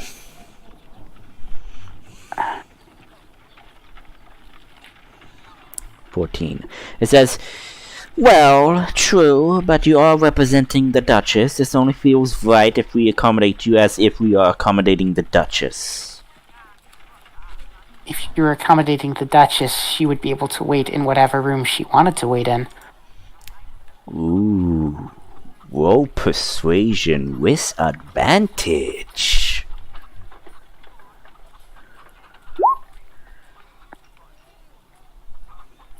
With guidance? 16, okay. 16. So one of the guards, the main guy that I was talking to, kind of like pauses and... Well... If you want... Okay. Very well. And he kind of like gestures to the guards to basically follow them. The other guard? I thought there was only 2 of them. No. Are we outnumbered? Yes, you're outnumbered. I said that there are guards at the stairwell, as well as guards blocking the hallways. I thought there was 1 guard blocking the stairwell and 1 guard blocking the hallway. I thought there were 2 guards total. No. I would say that there's 4 guards. 1 is blocking the stairway, the other 2 are blocking the hallways, and the 1 guy that is speaking to you.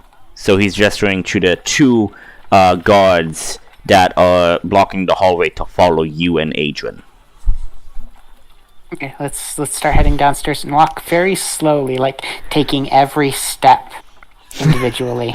Okay, and switching back to Group B. Okay, you guys are nearing the back area of the clinic. And you see that there are guards on standby, because you could hear some screaming and pain and all of that, and the head doctor says, "Don't mind them. They are the psychotic patients, the ones who have, the mental illnesses that we are trying to treat them." The clinic. Well, yes, but at times we have to facilitate for all needs, of course. The picture was right, by the way. What? The picture I put was correct.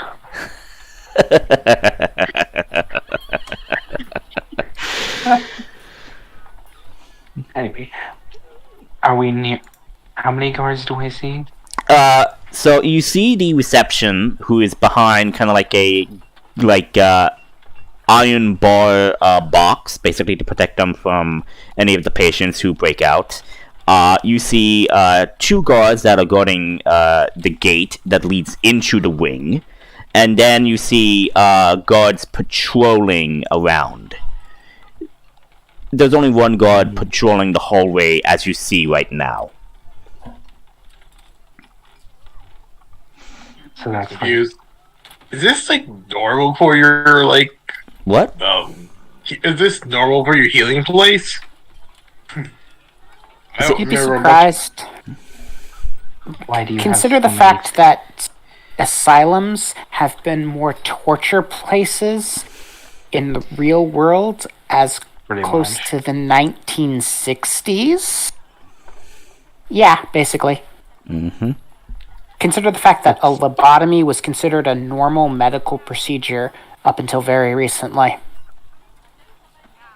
But still, clinic with this many guards had much.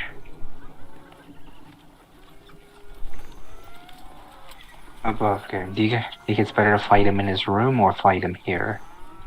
Otis and Bramble? You say telepathically? Yes. You say, let's bring the chaos to here. So you just stop. Or it's just stops. This doesn't feel right. This is just too shady. How many Doctor. guards behind us, or are most of them in front of us? Okay, so most of them are in front of you right now. We're close to the door to that exam room, right? Well, yes. So basically, you just entered the wing. So the door, the iron basically gating is closed. Where the two guards there. So there's one guard on the outside, and then there's one guard on the inside of the wing where you are right now. And there is one guard patrolling right now, going in one direction, and there's another one going in the other direction. And he is basically leading you to the examination room that he took the patient to.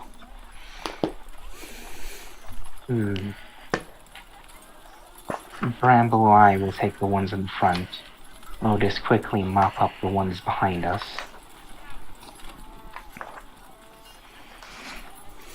Otis nods, but yeah, he nods. So he goes up to the doctor, and he's like, this something's not right.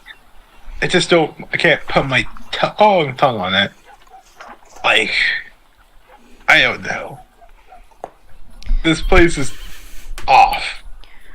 Well, I'm sorry to hear that, but the man was very aggressive and delusional. So this is just protocol when we have these type of patients. Is this whole area part of a normal doctoring thing? Yes, I practice in the mind as well. That's a little extra. I know I know that elf people. I know that elf people live a long time, but I don't think they would do multiple doctor healing stuff.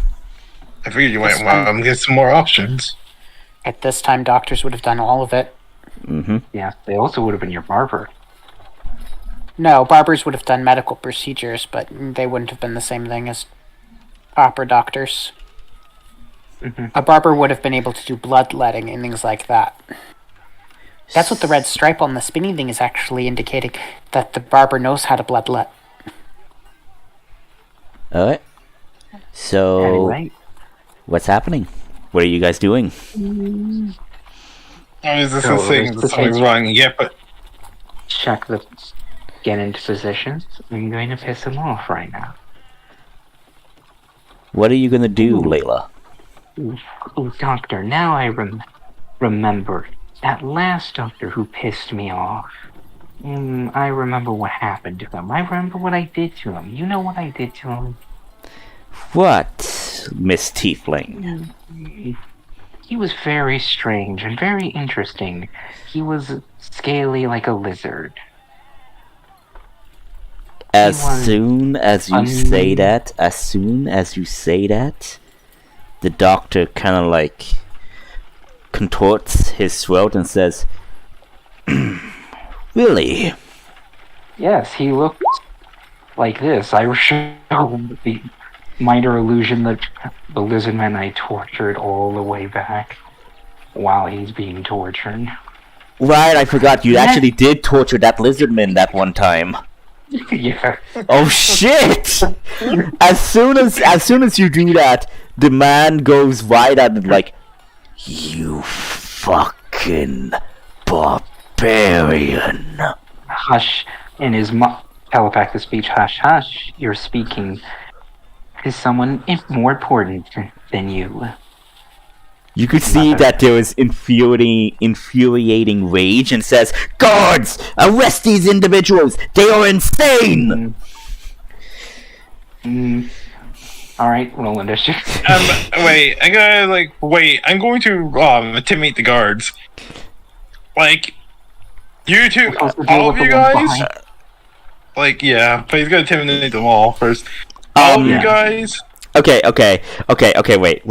In the order of this, I would say, do you do this as soon as the guy utters this phrase? To say, "Guards, arrest these individuals, they're insane!" Like, he's gonna say, "If any of you guys help this doctor, I cannot guarantee that you guys will live here alive. And if not only that, you will be arrested. This is personal business. This is personal business of the Duchess. Do not interfere." Roll intimidation, and I would give you a +5 to this roll since you used the Duchess. Ooh. Is this natural 20 or? Wait, wrong one. Hit the wrong button, but the roll assist. Oh. What's your intimidation? Yes, bonus? this is investigation, not intimidation. Sorry, yeah, I rolled the wrong one. Yeah, Just my what's intimidation the bonus bonus? +5. 0. It's a +5 to this roll. So it's a 25. Do you want to keep the roll or just No. roll again? Re-roll. Use the proper roll. Well, I mean, the only thing that would change would be the fact that it would be a different bonus. It's not like a d20 matters with what it's actually rolled Okay, as. true. Okay, sorry. Okay, so yes, then it would be a 25. So you do actually manage to intimidate some of these guards, but they don't know you as much. So they're kind of like, they have their weapons at the ready, but they are not interfering yet. They want to, but they're choosing not to see how this exactly plays out. And with that, I wonder how the guards are really going to react to a person who looks like an elf suddenly turning into a lizard. at this point, we can only discern. So I'm going to ask each of you Assuming guys. that they're not lizard people Yes. themselves. Well, now I am asking this.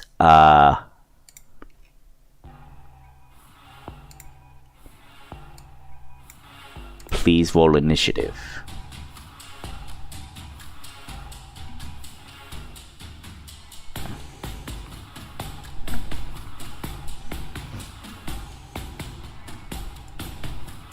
You want me to roll initiative too? I'm asking for everybody to roll initiative because, like I said, Nail is also wanting to, if he hear any battles, he is going to get involved. So, waiting for... Oh, yeah, there it is. So... No, you got it. You got it first. It was 12. I fixed it. And next, I'm going to be rolling for Adrian.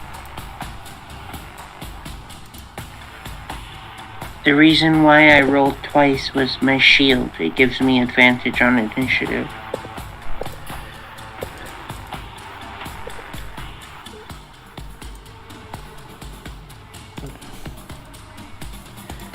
Add a turn, and I am putting 15. No. 15.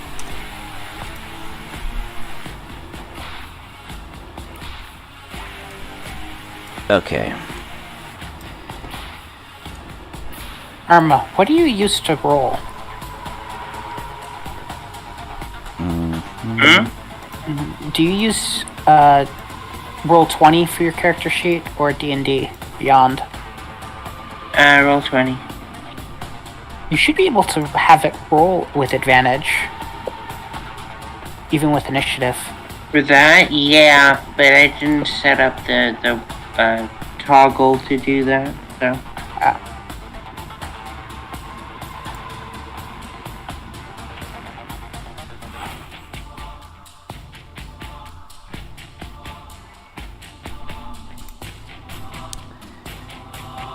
Give me a moment.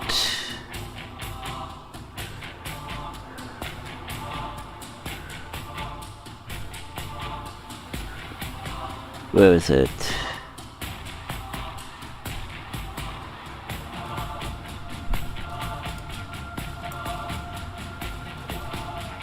Okay. So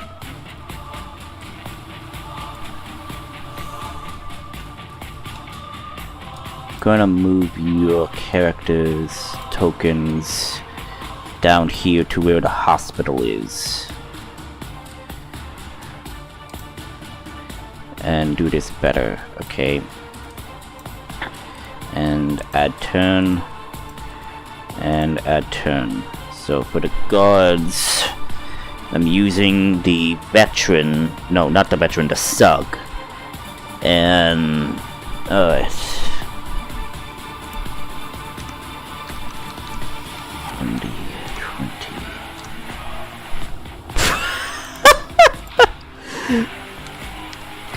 The guards would go first. And then I'm gonna roll for this guy.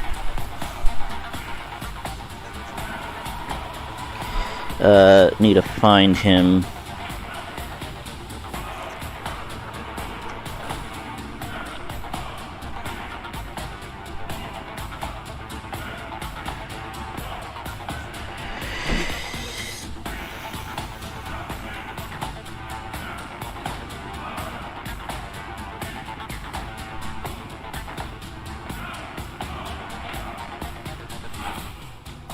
Okay.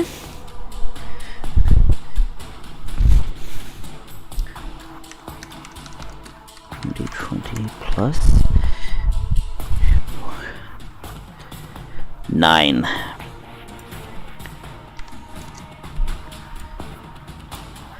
Okay. So in initiative order, it is the guards' turn. So they basically are intimidated by Ordis's shout and command, and they are kind of like wondering what to do. So they are going to wait until what happens. Next is Adrian. So Adrian would probably hear this at this point and says, it's happening. We need to go now. And he, so my question is, Nail, are you wanting to fight the guards that are guarding you right now? Or are you wanting to try to run to where your group is? I'm not going to try to engage the guards right here. I'm going to try to convince them to leave. Like, go get help or something. Okay, so Adrian is going to hold his action and give you the help action for your roll. So that's going to be his turn in this situation. Elma.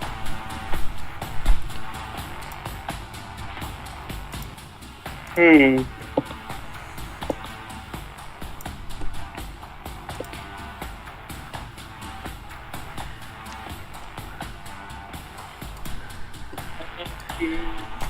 Okay.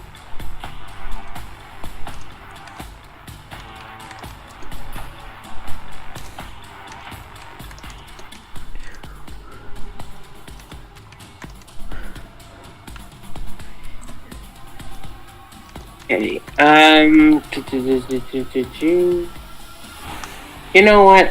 I'm gonna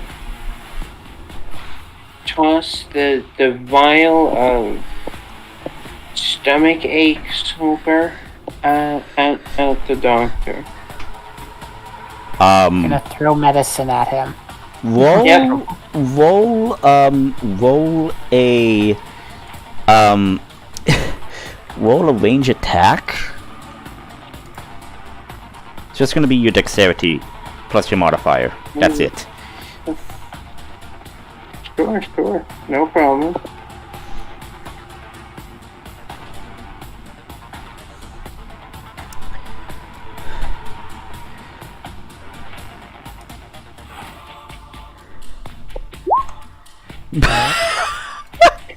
Get him in the eyes, right?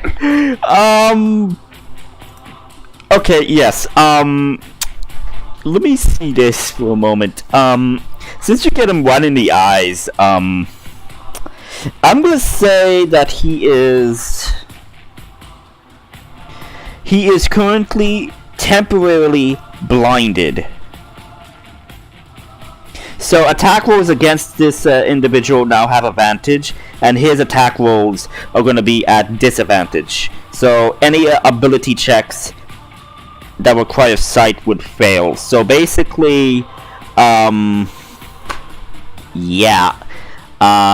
he is temporarily blinded until the start of his turn, because he'll probably use his main action to rub the liquid out of his eyes. So basically, he is currently blinded.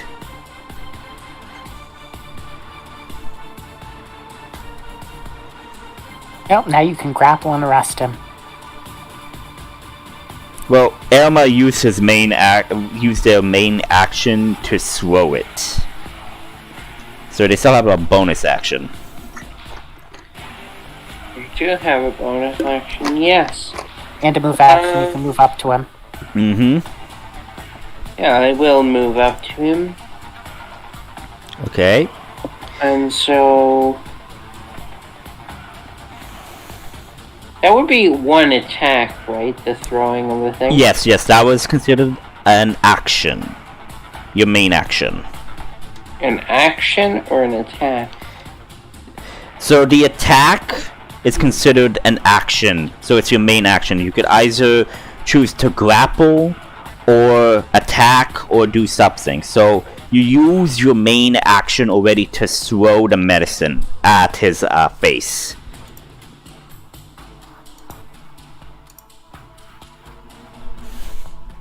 So you still have movement, which you use. Oh, you're gonna... okay, I see. You're Yep. gonna count it as a full action, not a Yes. single attack. Okay. Yep.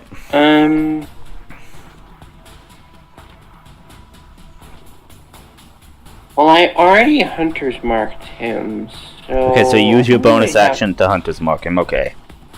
No, I had already Hunter's Marked him for a while. Oh. But... They knew they were going to attack him a long time from that ago, so they'd prepped for it. Okay. So what are you gonna do? You're gonna end your turn? Yeah, it looks like it. Okay. Next, Layla. Should I deal with the guards, or should we put him with the scientist down now? Oh, thinking.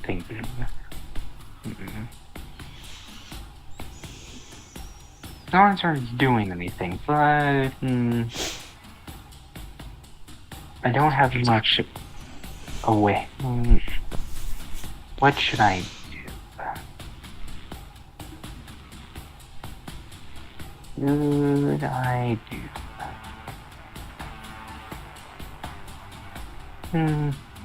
For now, were you gonna say something? Nope. I'm gonna sliver the mind of the scientist. Ooh. Okay. Doctor. So what do you say to him?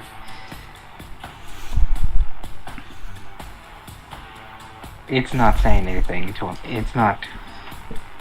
It's sliver of mind, not Yeah, it's not dissonant whispers. dissonant whisper. I know, but the only component is vocal. You have to say something. I always figure Mind Sliver is the intelligence version that Vicious Mockery is Charisma. So instead of mocking doesn't someone, have a you say voice. something witty. 10 fails. Alright then. Because technically, vicious mockery is you insult someone so badly they actually feel pain. Vicious mockery. Mindfulness doesn't have a vocal component. I don't say anything. Its only component is vocal. Components, V, vocal. It's up to him. It's up to like Layla if they want to put that in like the thing. It doesn't have Flavor to it be. that way. Yeah, flavor it. I mean, it's up to them. They could just say like, "Oh, I do mind slipper" and all of that, and like doesn't exactly need to do that. So I know. I always find it funny if it's yes. would be associated with mental paradoxes, like this statement is false. Yeah, but Okay. that's not something Layla would do. She's not Okay. that. Yeah. Okay. So is that okay? So that's your main action. You still have a bonus action. What can I do as a bonus action? And you still have movement as well. Yeah. Move more further back. Like Okay. 15 feet back. Okay. End of turn. Okay. It's the doctor's turn. He's going to use his action to, like, wipe the stuff out of his eyes. He is no longer blinded now. Like, ugh. And he's going to use his free speech to say, "What are you doing? Don't listen to them. They use the Duchess's name in their criminal activities." And he is going to roll a deception check to try and persuade them to join his side. Well, not deception, persuasion. He's using persuasion to persuade them to like focus. So oh. Natural 20 plus the modifier for his charm, charisma. That is 23. So the guards kind of like snap out of it and start brandishing their weapons. And that's going to be his turn. His turn is basically going to start to basically run away. Layla, you actually do have an attack of opportunity. Don't you mean, Bramble? Because I'm not near him. Or is he running past me? Oh yeah, no. Sorry, Layla. Ugh, sorry, I mean Elma. Layla and Elma sounds so familiar. Ugh, Elma, you have an attack of opportunity on the elf. What are you wanting to do? Sure, I'll attack of opportunity him. Okay. So you use an incidental to wield your battle axe. So yes, so 21 hits. Alright, so take 13 and 5. So take 18 points of damage, please, for me. Yep. Give me a moment. So that's okay. You get a nice chunk at his sides, and it's like, I'm gonna have to stitch these up later, as he is running down the hallway. And that's gonna be his turn. Nail, it is your move. Okay, so we can clearly hear the signs of battle. So I'm going to point. Like I said, any action you do has advantage because Adrian held his action to give you the help action. Yep, so I'm going to point to one of the guards and say, "Do you hear that? There must be a disturbance going on. I need you to go inform the other doctors, you to guard the front, you to guard the back, and you to guard..." There's only two. There's only two Pyro. guards. There's only two guards. Okay, well, you to go inform the other doctors, and you to guard the entrance to make sure none of the patients escape. Roll persuasion. Delegating task. 19.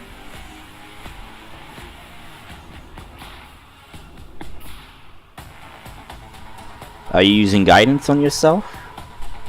Yeah. I mean, like, it's your choice. Sure, I'm never gonna get there with actions 21. to spare, so I'll use the action. 21. So they kind of look at each other and then like,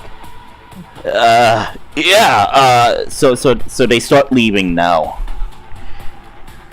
Do you know how you get people to do what you want them to do in emergency situations? Point and tell. So And that's a public information announcement. If you need someone to call an ambulance, point and tell a specific person to do it. People don't do things when you ask a crowd. You need to tell specific people what to do. So so you use your main action to do guidance on yourself, and you use your free action speech to do the persuasion check. So you still have movement, and you still have your bonus. Yeah, we'll start moving towards the sound of combat. How many turns is it going to take us to get there? I would say, since you were basically going in that direction, kinda, I would say maybe 2 turns. After this, we're going to be dashing. Yeah, I would say 2 turns from now. Okay. So yeah, Well, we have nothing to do for 2 turns since we got rid of the 2 guards. Yep. So we don't have to kill them. Yep. So that's your turn. So basically, you're gonna be dashing all the way to the combat. Okay. Otis, my man. What do you do? I'm gonna go toward. How far is the How far is the doctor? I would say since he is currently about 30 feet away.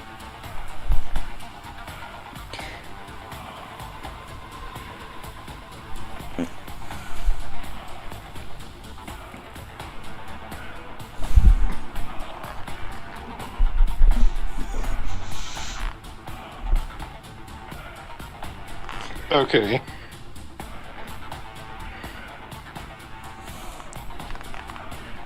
He's going, seeing that he's 30 feet away, he's going to head up to the doctor, create echo behind the doctor, and start making his life miserable. Okay. So he's going to attack. He's going to attack twice. Okay. Does 11 hit? No, 11 misses. 9 also misses. Unleash Arcane. Unleash Incarnation. Okay.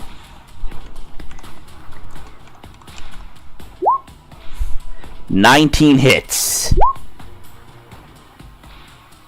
Then I'm going to use a Action Surge to attack again. Okay. Or in this case, to do extra attack. Oh. That hits.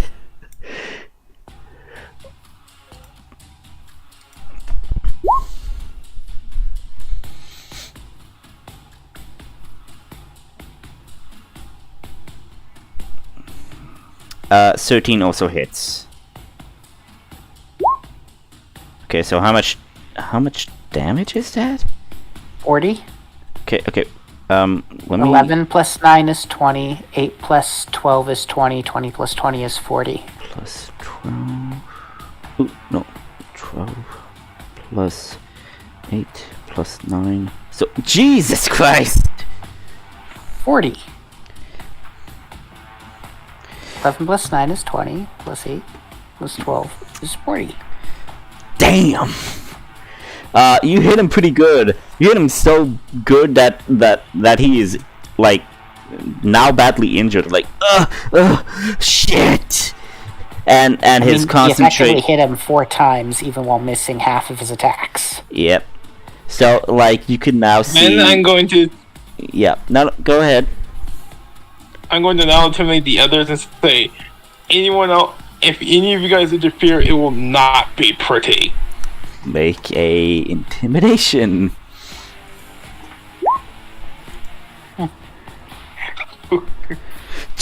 Jesus Christ!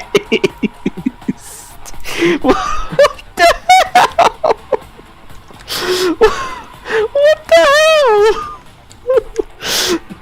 I got a freaking bad guy here and I can't do nothing.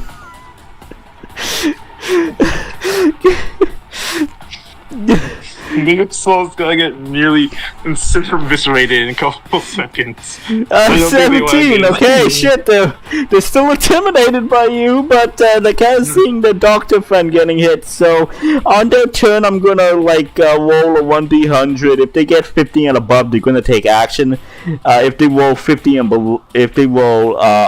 below 50, they are gonna not take an action, so that's your turn, right? Yeah. Okay, so rolling the 1d100 now. Oh god. Yes! They are now able to take action! Yes! Oh my god. So, okay, who's close to the main gate?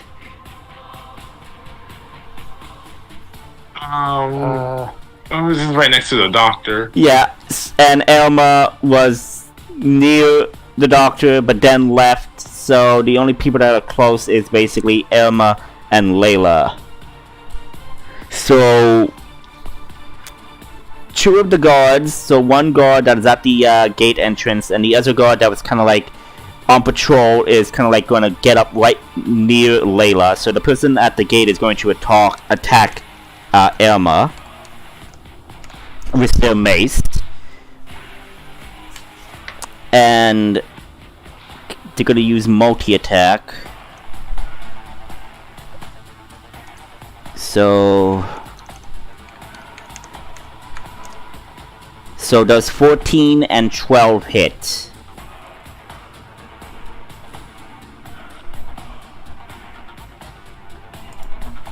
Emma.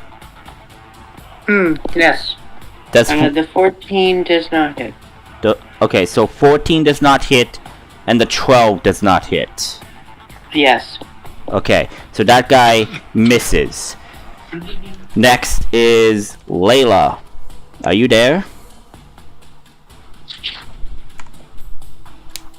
Yes, I'm here. Okay, an attack is incoming. 18 and 19 is obviously going to hit. Yes. First off, hellish.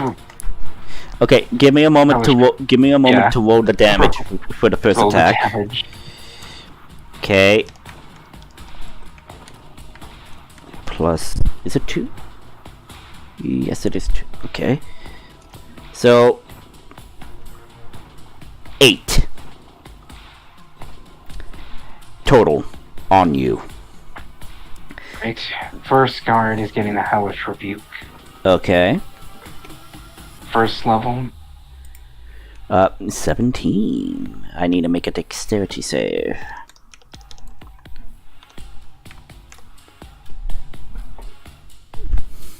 Who's that?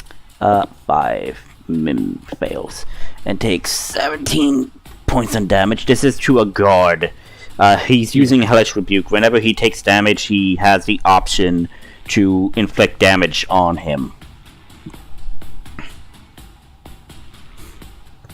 Layla has a counterattack. Yep. Okay. And that is going to be it for the guards. The other guard is going to be basically going to rush up. Yeah, the other guard's going to rush up. Otis. Yeah. Is your echo there, or are you there? My echo's there. I saw my echo, and yeah. So your echo was doing the attacks, yes? Actually, Yes. I walked up to both of them, so both. Okay. Basically, he didn't summon his echo, he summoned his echo. Close to him. So he's kind of pincered by his echo. Okay. So your echo and yourself are there. Okay, so 8 And 16. Okay, does your Echo have the same AC as you? Nope. Nope. It has 17. Okay. What is your AC then? 16. Okay, so the 8 misses for the Echo. The 16 does hit you. So you are gonna take 1d6. Okay. So you're gonna take 5 points of bludgeoning damage. Okay. And that is gonna be it for the guard's turn. Next is Adrian. So Adrian is dashing along with Snail. So on your next turn, okay, on the next initiative turn, on Adrian's turn, you, Adrian and Nail are gonna be at the gate. So, Irma, it's your move.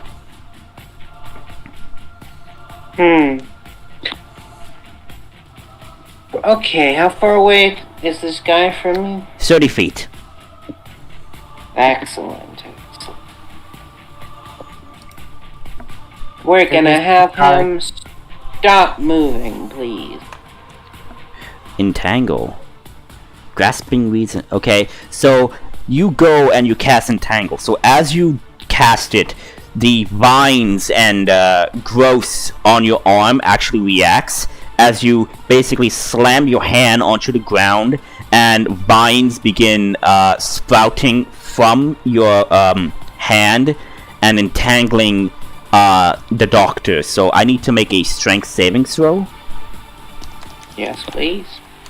And I also believe, okay.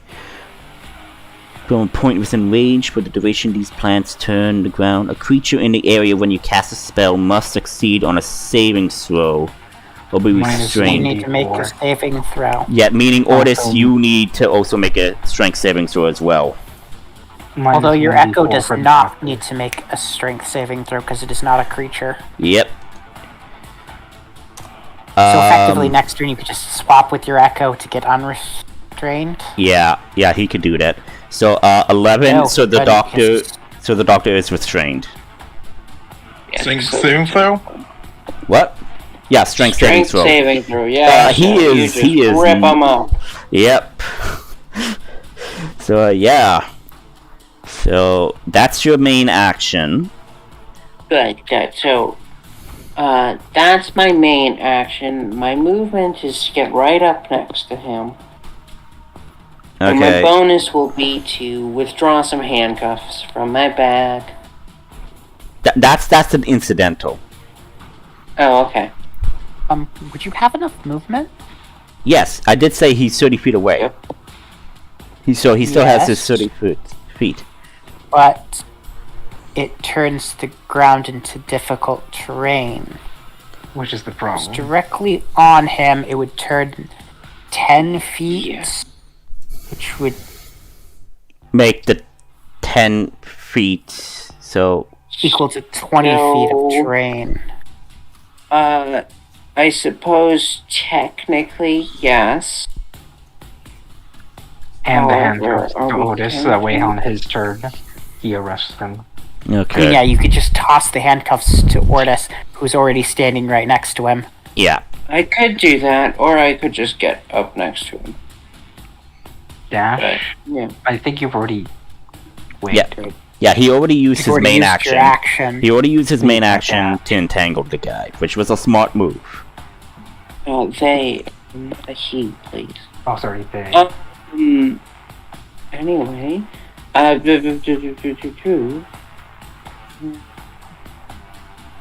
It's up to you. yeah, I guess. This doesn't technically count as that, so, okay, sure. So that's your turn? Yep. Okay. Layla. Alright. So, these guards made a terrible mistake of attacking me. Terrible mistake. One in front of me.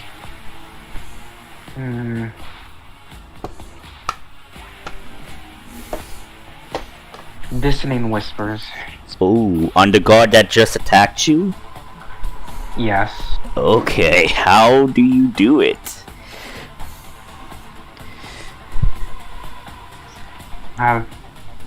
He just hears a bunch of voices all. So Dude, yeah, he fails. he fails. He's gonna die. That's how much. There was war. Oh god. Okay, so as you It was do this dissonant whispers, his eyes and basically his nose also start to bleed red and like as he's on his knees in pain. And running away. And running away. Yeah. Okay, so is that your turn? I'm not sure if I get a attack of opportunity from those. No, it's Not- forced movement. Force movement. Yeah, it's forced movement, fair so he enough. moves away from you.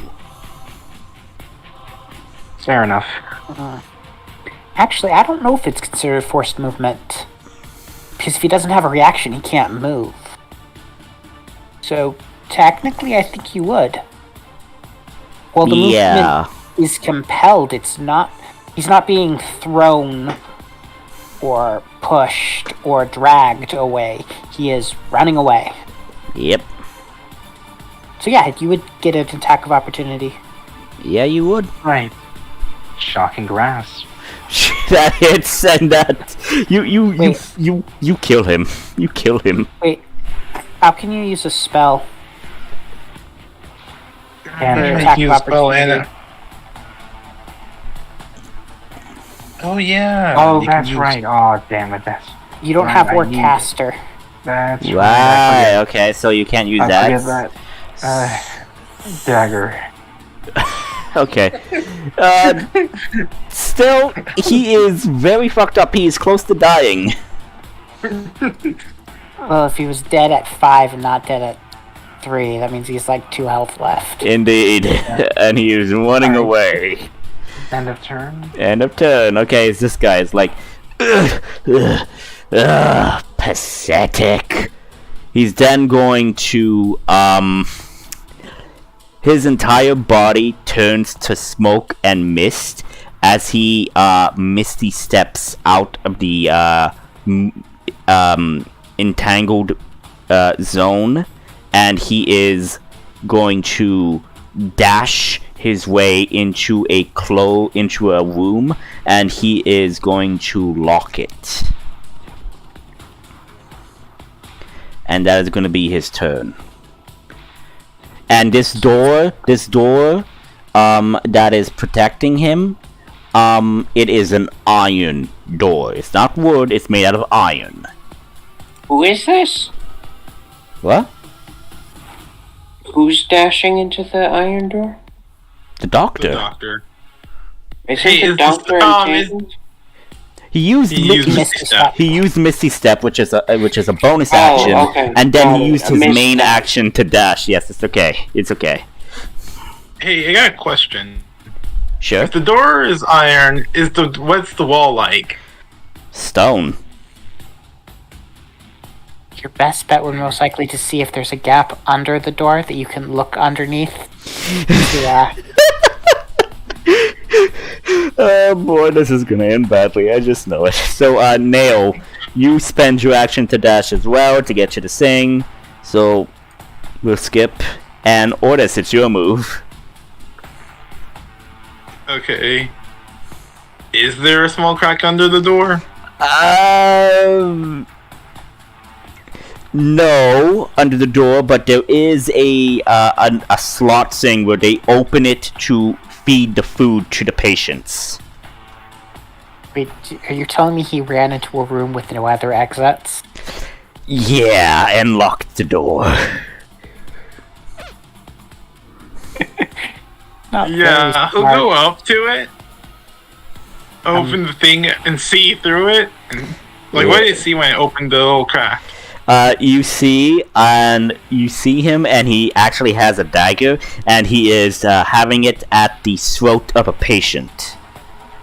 Isn't there a guard standing right beside you Yes. who hit you with a flail last round? Mace, but yes, he can actually do attack of opportunity. Thank you for reminding me. That is going to be 14. That misses. Okay. He creates an echo. Oh, he'll create a new echo beside him. Okay. And start attacking. There's no safety. You're going to attack him. Yep, using my echo. Okay, he is using the patient as a human shield. So basically, he has full cover. He has full cover. No. Otis doesn't cover at care. best. What? Otis doesn't cover at care. best. That's half Yeah, cover? no one- He wouldn't have full cover. He'd have 3/4 cover at best. Okay, so 3/4 My guess cover. is actually half cover. Okay, half cover. Actually, I have an idea. Okay. Otis doesn't care about who this random person is. He's going to take his greatsword and stab through him. Oh! Through him into Murder a patient. Oh! Go ahead! Make the attack roll! 19, wait, wait. Okay, so it's half cover. Does that mean how much AC bonus does he get? +2. +2, so yeah, that hits. That hits! So you stab him and like,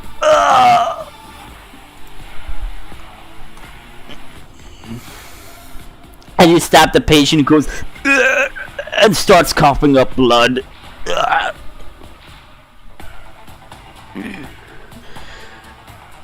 So yeah, that's what And then happens. the second one, Make the attack. yeah. And then the second attack is going to be non-lethal. Oh, okay. Let's let him know. On who? First The one, let them know patient or the doctor? The doctor. The first one to let him know that there is no shield that will save him. And Yeah, okay. you had You to might harm have an some innocent trouble. patient? Oh god! Roll for your attack. Yeah. That's a miss. That's a miss. So he kind of like He's in the uses. hospital. Yeah, he uses the patient to block the attack, and like you slam it against the guy, and you actually hear bones cracking on the patient, saying like, "Ugh!" You could tell that you actually broke his ribs. Pretty sure the stab wound broke his ribs, but Yeah, whatever. He's coughing blood. This patient is really not doing well. So yeah, Otis, is that it, or are you having more actions? Yeah, that's about it. You do right now. Okay. Cause, Oh boy. Okay. I have a question real quick. Go right Did the ahead. guard standing next to Ortis make the strength check? Or was he there yet? When everything got entangled? He was actually there, so yeah, I actually needed. Everybody just completely forgot that the guard was even there. Yes, apparently. yes. Thank you for that. Thank you for that, for reminding me. Thank you. That succeeded. So he's succeeded the strength save. So yeah, he's not entangled, but he is still in the zone. So yeah. So Terrain. yeah, rough terrain. So is Elma. So this god has a choice. He could go after Otis, or he could go after Elma. So How about Ortis? Because Ortis is just murdering patients. Well, he doesn't know Ortis is murdering patients. He just hears screaming from a room. okay, so since this god is basically on the edge of the zone, he's going to leave the zone and he is actually going to head towards the door. So he would take some of that movement. So he's dashing. So he's getting through the door as fast as he can. However, there is the other guard that was behind Elma, and he is going to take a attack on Irma.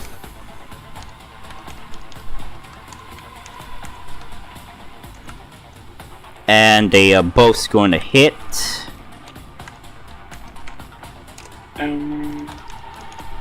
Both gonna hit. So you take... the last two, yeah. Go ahead. Yeah, so the 17 and the 21 is going to hit. So you take 3 and 8 points, so that's going to be 11 bludgeoning damage on you.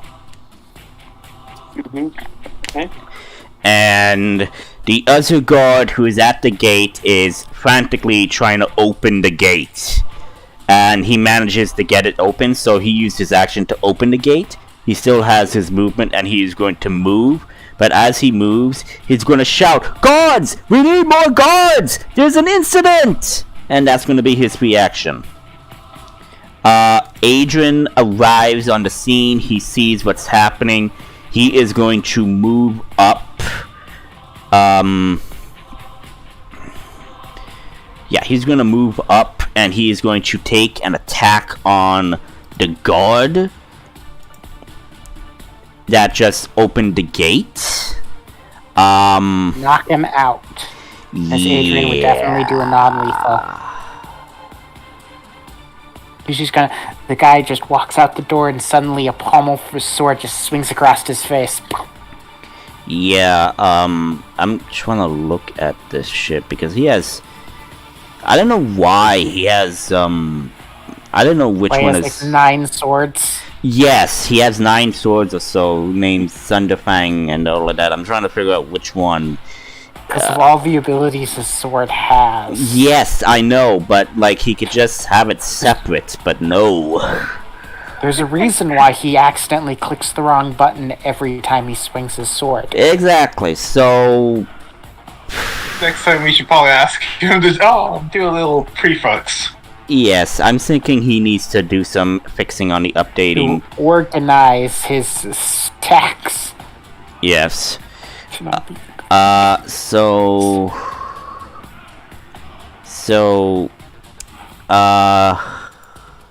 Okay. Okay, That would help, but I can't see his character. No, I know, as a bonus. Here, let's go to... Okay, so he's going to use a bonus action to activate Tento form. And he is then going to attack using the Flame Tongue. And this is a long sword, so he is basically going to be using it two-handedly. So he is going to get a plus 10 to the attack. So that's going to be a 23 that hits. And it's going to take...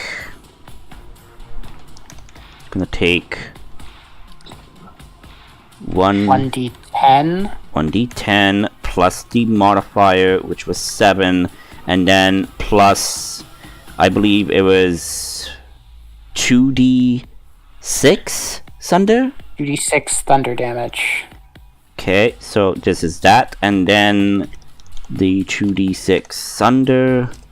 So that's gonna be 20 damage.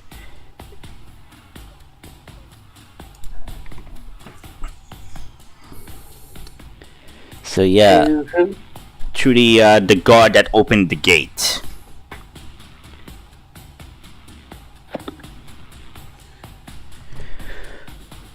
So this guy doesn't look too good. And that's gonna be his turn. Emma.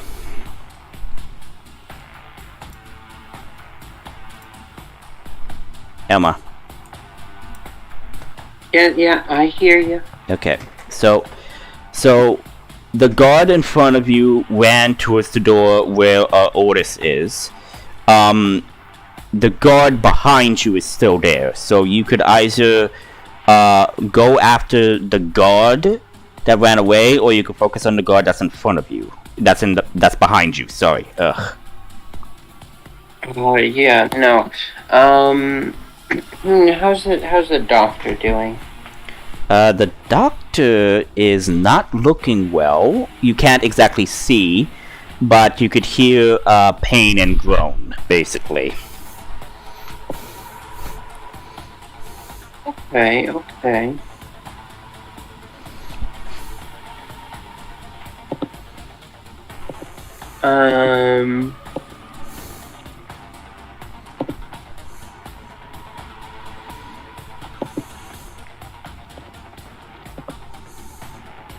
Why are these guards attacking us? It's something... As the guy with authority said to. Exactly. Oh, I need to make 2 thorn saves. Yeah, I do. Entangle is a concentration spell. I would say he still succeeds. Yes, it's above 10, but Yes. he needs to he got hit twice. Yes, right, he got hit twice, so he does need to make another constitution, right. It didn't... All it appeared was dots. Yeah, all that appeared was dots. Yeah, no, I know. Okay. That was odd. There we go. Okay, yeah, so the entanglement zone is still up.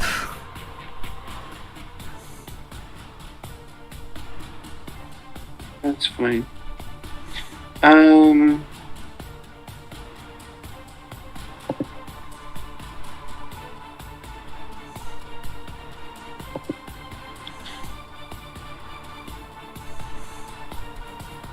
So anyway, I was going back.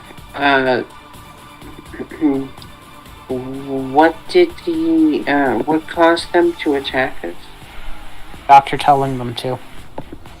Yeah, I tried Ron. basically intimidating them into not attacking. They basically got their nerves back.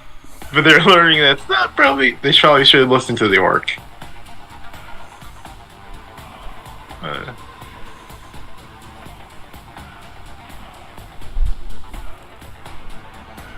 They're effectively doing their job, and their job is to Yeah. work for a psychopath who doesn't care if they live or die.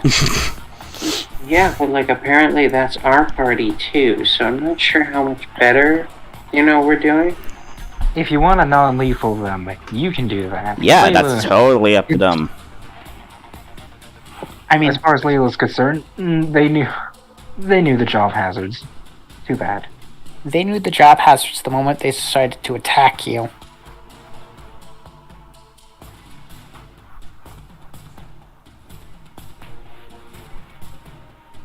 The problem is I don't really have a good I mean, you could try to persuade them to lay down their arms.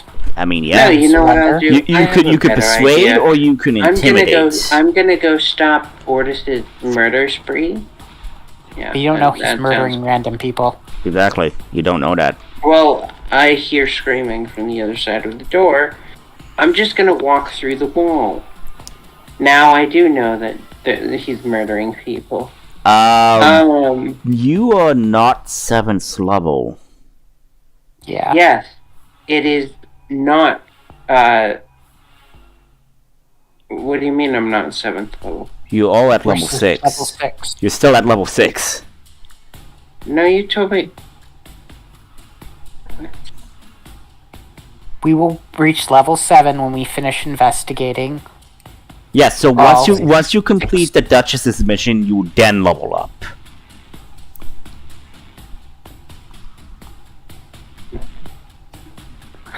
Okay, then. It's okay. It's okay, it's a mix-up. No worries. No, I thought we were already there, but alright. Anyway, that's fine. I'll just do that through the keyhole then. Okay, so this door is actually 30 feet. So you do Misty Step yourself to the door. So you're at the door. The door is locked. No, I wouldn't Misty Step to the door. I'd walk to the door first, and then Misty Step. Okay, what? No. Okay, because you're still in the zone of entanglement. Which he can drop at any time because he's the one creating it. Right, so as an It's not action, that hard. so Anyway. as an action, do you drop the spell? It doesn't As- require... it's not an action, Oh. it's a free thing. Okay, it's a free thing? Okay, so you drop the spell, you walk up, and then you're gonna Misty step yourself into the I'm literally doing exactly what Ortis did. Yes. Except he used his echo. But you're using Misty Step. So yeah, okay, that happens. Okay, you do that. So you're inside. You see the bloodied patient being held hostage. You see Ortis with the blood-stained greatsword, and you see the doctor. He is Echo. Ortis is still actually outside the cell. Oh shit! Right. So it was the okay. Well, you see his echo doing it. Sorry. Ugh. Oh, you fuck ass and giant. Stop killing random people. Ortis actually answers back. I was like, I don't care much for hostages, let alone human shields. Yes, clearly. Why don't we just tenderize them in a meat grinder for as much as we want to save them?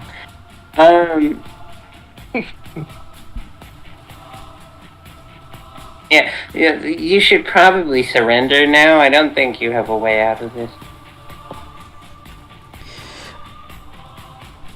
Roll a persuasion check. Sure, why not?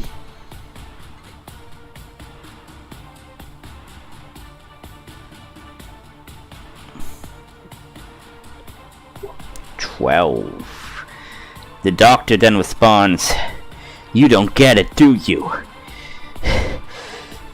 This is my life's work, and you come in here, and you start making a mess."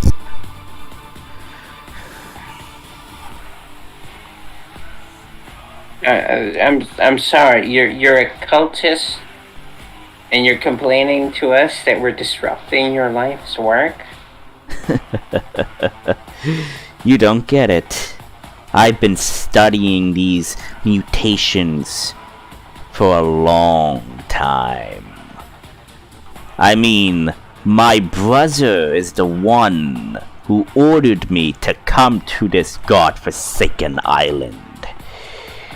And he drops his illusion to reveal his lizardman body, and then say, "You will get yours coming, Goliath. The great giants of old will come forth and destroy this plane."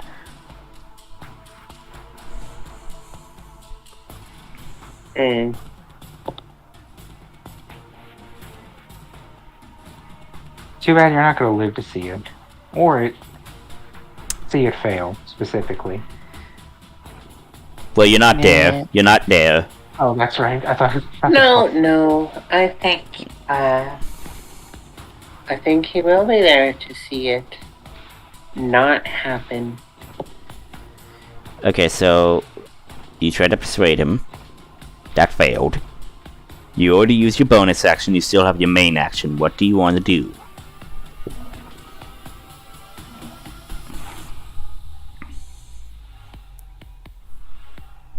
Good question. What do I want to do? I would like to do...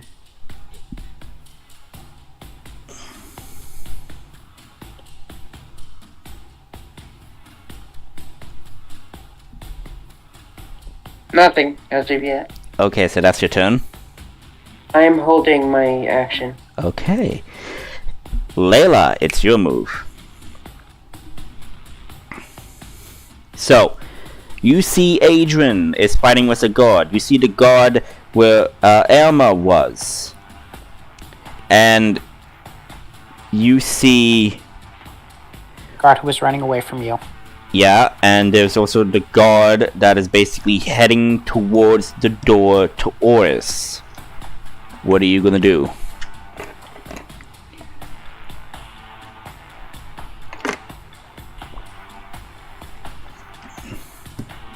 Oh, muted. Muted and deafened. Great. Oh boy. Worst possible time. Worst possible time.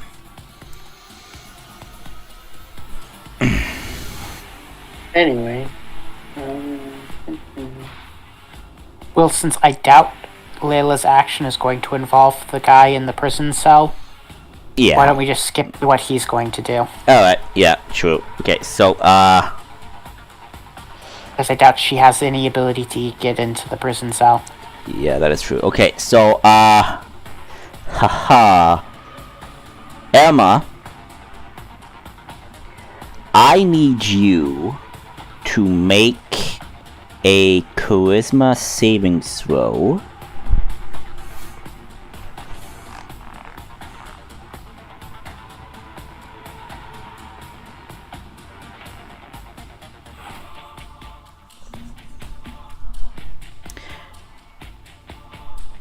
Emma, did you hear me?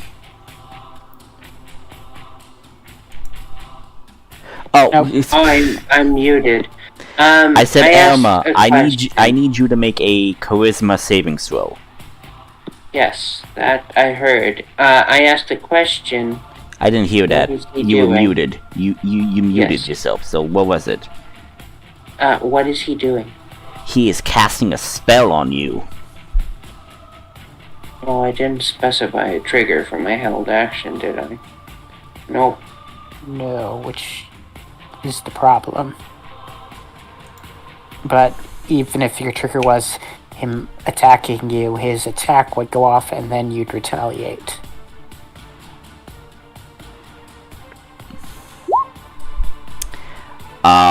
Fails. And you feel your entire body shimmer. Pop. And you open your eyes and you find yourself in a strange forest-like environment. You see creatures unknown to you, but you do feel your arm get the arm where the dryad is. You feel it begin to react, and then you see that this forest is filled with magic. You are not where you are right now.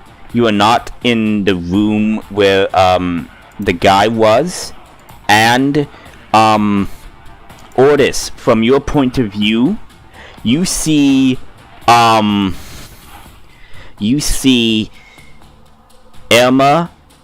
disappear.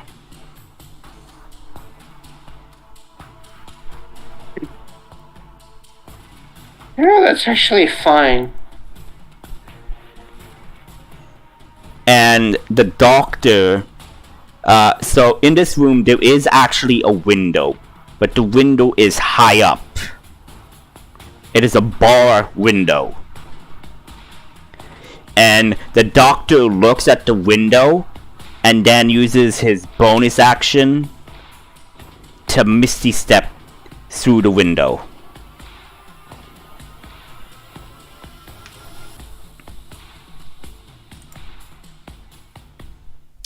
Okay. So yeah. I'll lay this back. Okay, so Layla, I did the doctor's turn. So the doctor officially escaped. Question. From his angle, would he have been able to see any place to land safely? No. He just see a way Right. out, and he just wanted to misty step through the window. No, make sure he didn't fall to his death accidentally. Well, you do hear a loud, well, actually, I would say Ordis does hear a loud thump, and says, and you then hear a, ow, my butt! And that's it. Yeah, we are on the first floor, so it's not like it's going to be a high fall.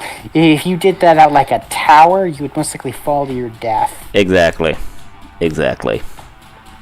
So, yeah, so, Layla, it's your turn. Do I see him outside the window, or was... No. So he's in the locked room. He escaped the locked room by going through a window on the outside. So he is outside the clinic right now. So as I was trying to tell you, so let me tell you what's happening. The guard that you did your mind tricks on. I do hate to interrupt. Yep. But he can't Misty Step. Oh yeah, he used a spell on you. Oh shit! Right. You can't use 2 leveled spells on the same turn. Okay, then I could only choose one. Okay, so forget what he did to you, Emma. He just Misty steps out of the room, leaving Emma gets leaving the patient. Wait, maybe. No, Misty Step is a teleportation thing. He didn't move. Misty Step is a teleportation thing. Look it up. It does not offer any opportunity attacks. That's why I chose it. Unless you have hold action. Unless you have Mage Slayer. But anyway. Yep. So he escapes through the window. As I said before, things happen. The patient is left there. He is very not doing well. So that's what happened in the room. Layla, as I was explaining, the guy that you attacked is running away. Adrian is fighting with one of the guards that's at the main gate. You see one guard that was at the entanglement zone. The entanglement zone is gone. And you see the other guard that is heading towards Ordis. What are you going to do? Are there 2...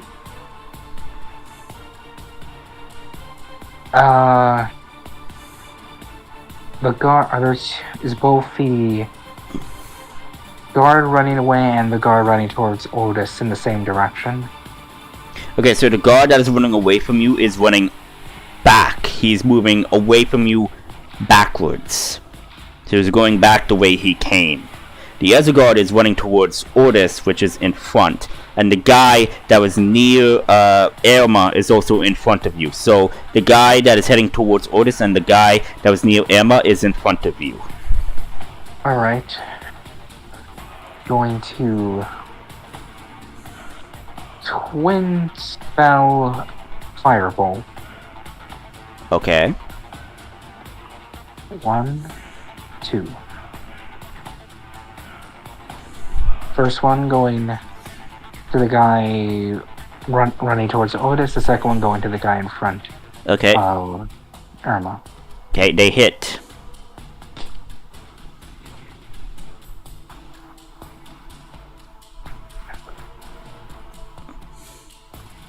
And did I see where they put the scientist in, or saw him leave? No. Okay, so there was a window, and the window is inside the cell. So you wouldn't have known he left. You wouldn't have known. Alright. End of turn. End of turn? Okay, so I'm going to remove the initiative order from the doctor. Nail. So you just arrived and you see Adrian is already attacking one of the guards, trying to subdue him. What are you going to do?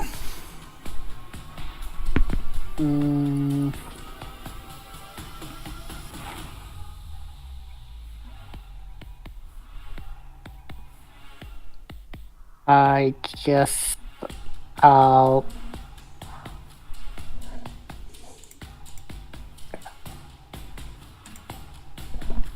Eldritch Blast the guard that Adrian's attacking. Okay, go right ahead. 8 misses, but 20 hits. So he takes 8 force damage. Yep. He is looking bad.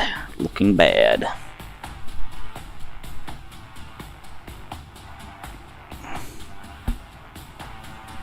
That's about it. Okay. Otis, this is going to be the last one for initiative. And then I'm going to promptly say that the battle ends. And basically the doctors, along with the Duchess's guards, basically arrive on scene. So make your turn count. Okay, so the guard that's near me? Yep. Coming towards me? Yeah, coming towards you at full force. He's going to meet it. What? He's going to meet the guard. Okay. And you know what? As a free action, he's going to say, I told you not to interfere. And I guess intimidate again. Okay. Fail. And then it's gonna start attacking. Okay, make the attack roll.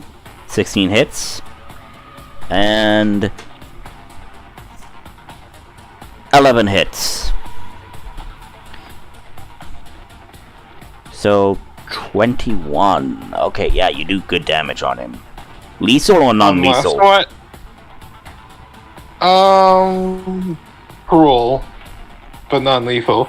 On the last one, let me check something. I want to make sure. Control.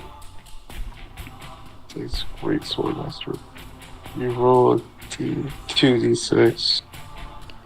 I rolled a 6 on one and a 1 on the other. And I also have where's fighting style. Where is it? Great style. So yeah. It says when you roll a 1 or a 2 on the damage die. He's gonna reroll the 1. Okay. Yep. You're using the weapon with two-handed? He's using great weapon fighting. He's using a great sword. Yes, but this requires you to wield... Okay, yeah, great swords are 2d6. Yeah, and it's two-handed. Okay, yeah. Yep. So I'm gonna roll 1d6. Yeah. Oh. So that's going to be 12 plus 3, so 15 plus the 11. That's 26? Yes. You do good damage on him. Yep. Cruel, but non-lethal. Okay.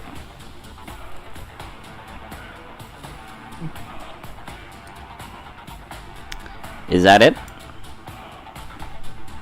Yeah. Okay.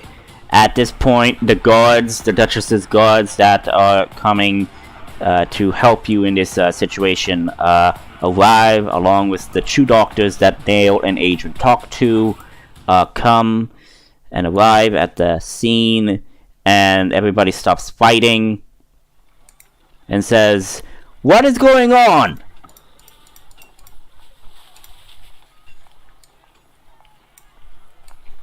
We suspect treason. Treason? Dr. Lizard Man. Dr. Lizard Man? There's a doctor Who's that? here who isn't who he claims to be. And he was one of the lizard people you were talking about. Yep. Doomsday cultist lizard people. Yeah, he kind of reacted very badly. Roll for your healing spell, Emma. If you are using a healing spell or you're using a potion of healing.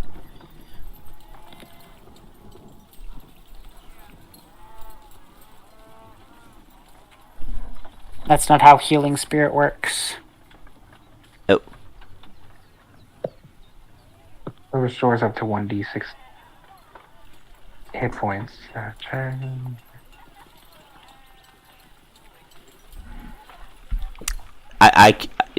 Yeah, there you go.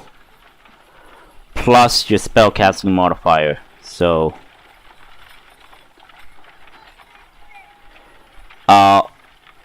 what level are you healing? What level is this spell being cast at? This is cast at level 2. Okay. But I get to heal up to,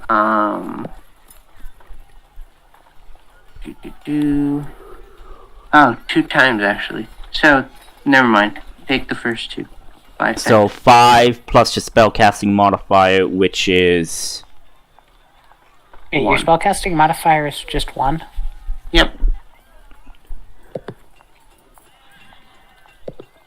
Okay, so that's 6. So you heal 6 wounds on him. 5. 5. No. So, when you cast a spell using a spell slot of 3rd level or higher, the healing increases 1d6 for each spell slot used.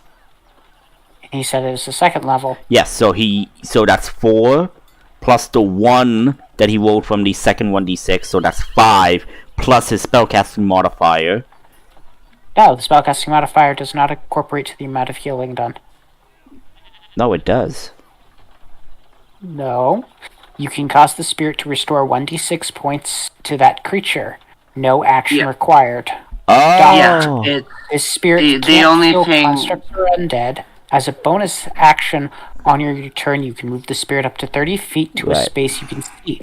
The spirit can heal a number of times equal to 1 plus your spellcasting ability modifier. Oh, okay. Yep. That I didn't see. Oh, This used to be the So- conga skilling spell, Okay. where everybody would just circle Okay. around it and get a bunch of health. okay. So they added So Elma, you heal 5 HP to this patient, who is kinda not doing good, but is still being stabilized. So you helping is affecting. So I mean, they're stabilized automatically with the magical healing. Yes. But no. So- I only focused on support spells and that sort of thing, so I Yep. didn't really need magical modifiers. Anyway, okay. So is that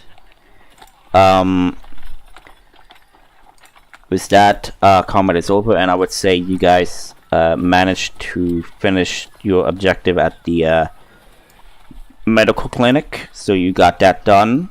You informed the guards of the situation, and you still have the evidence that you have, which was the medical clinic 11 patient files of the subjects, and a mysterious. we have the hostage. They're Yeah. alive. Yes, you have They the can hostage test it. as well, and you also have the shell of the egg and blah blah blah. So that's what you found here during this session. You could investigate further, but in the time constraint that you had, you got this much. So I would say we end the session here. No one leveled up, but you are going to get your final mission done. So after that, then you return to the Duchess, and she gives you your reward. You will level up to level 7. And we also learned the location of a warehouse that might have handled Mazarite crystals. Possibly, you don't know. Well, So- we know where a person who was a warehouse worker who was exposed Yes, indeed. to Mazarite. At the music shop that Or was around used here. for experimentation as well. So there you go. So with that, we're gonna end the session there. Comments, questions? We level up now. Soon. Food soon. Next session, probably. Next session, if you guys manage to speed one or so the next location and then head to the Duchess, probably you might level up during the session. Who knows? I don't know. I'm the GM, but you are the ones who decide what to do, where you go investigate. So, hey, I'm letting you have freedom. So with that, the session's over. I will see you guys 2 weeks from now. I hope you have a good 2 weeks, and I'll see you soon. Alright. Bye. Bye. Bye.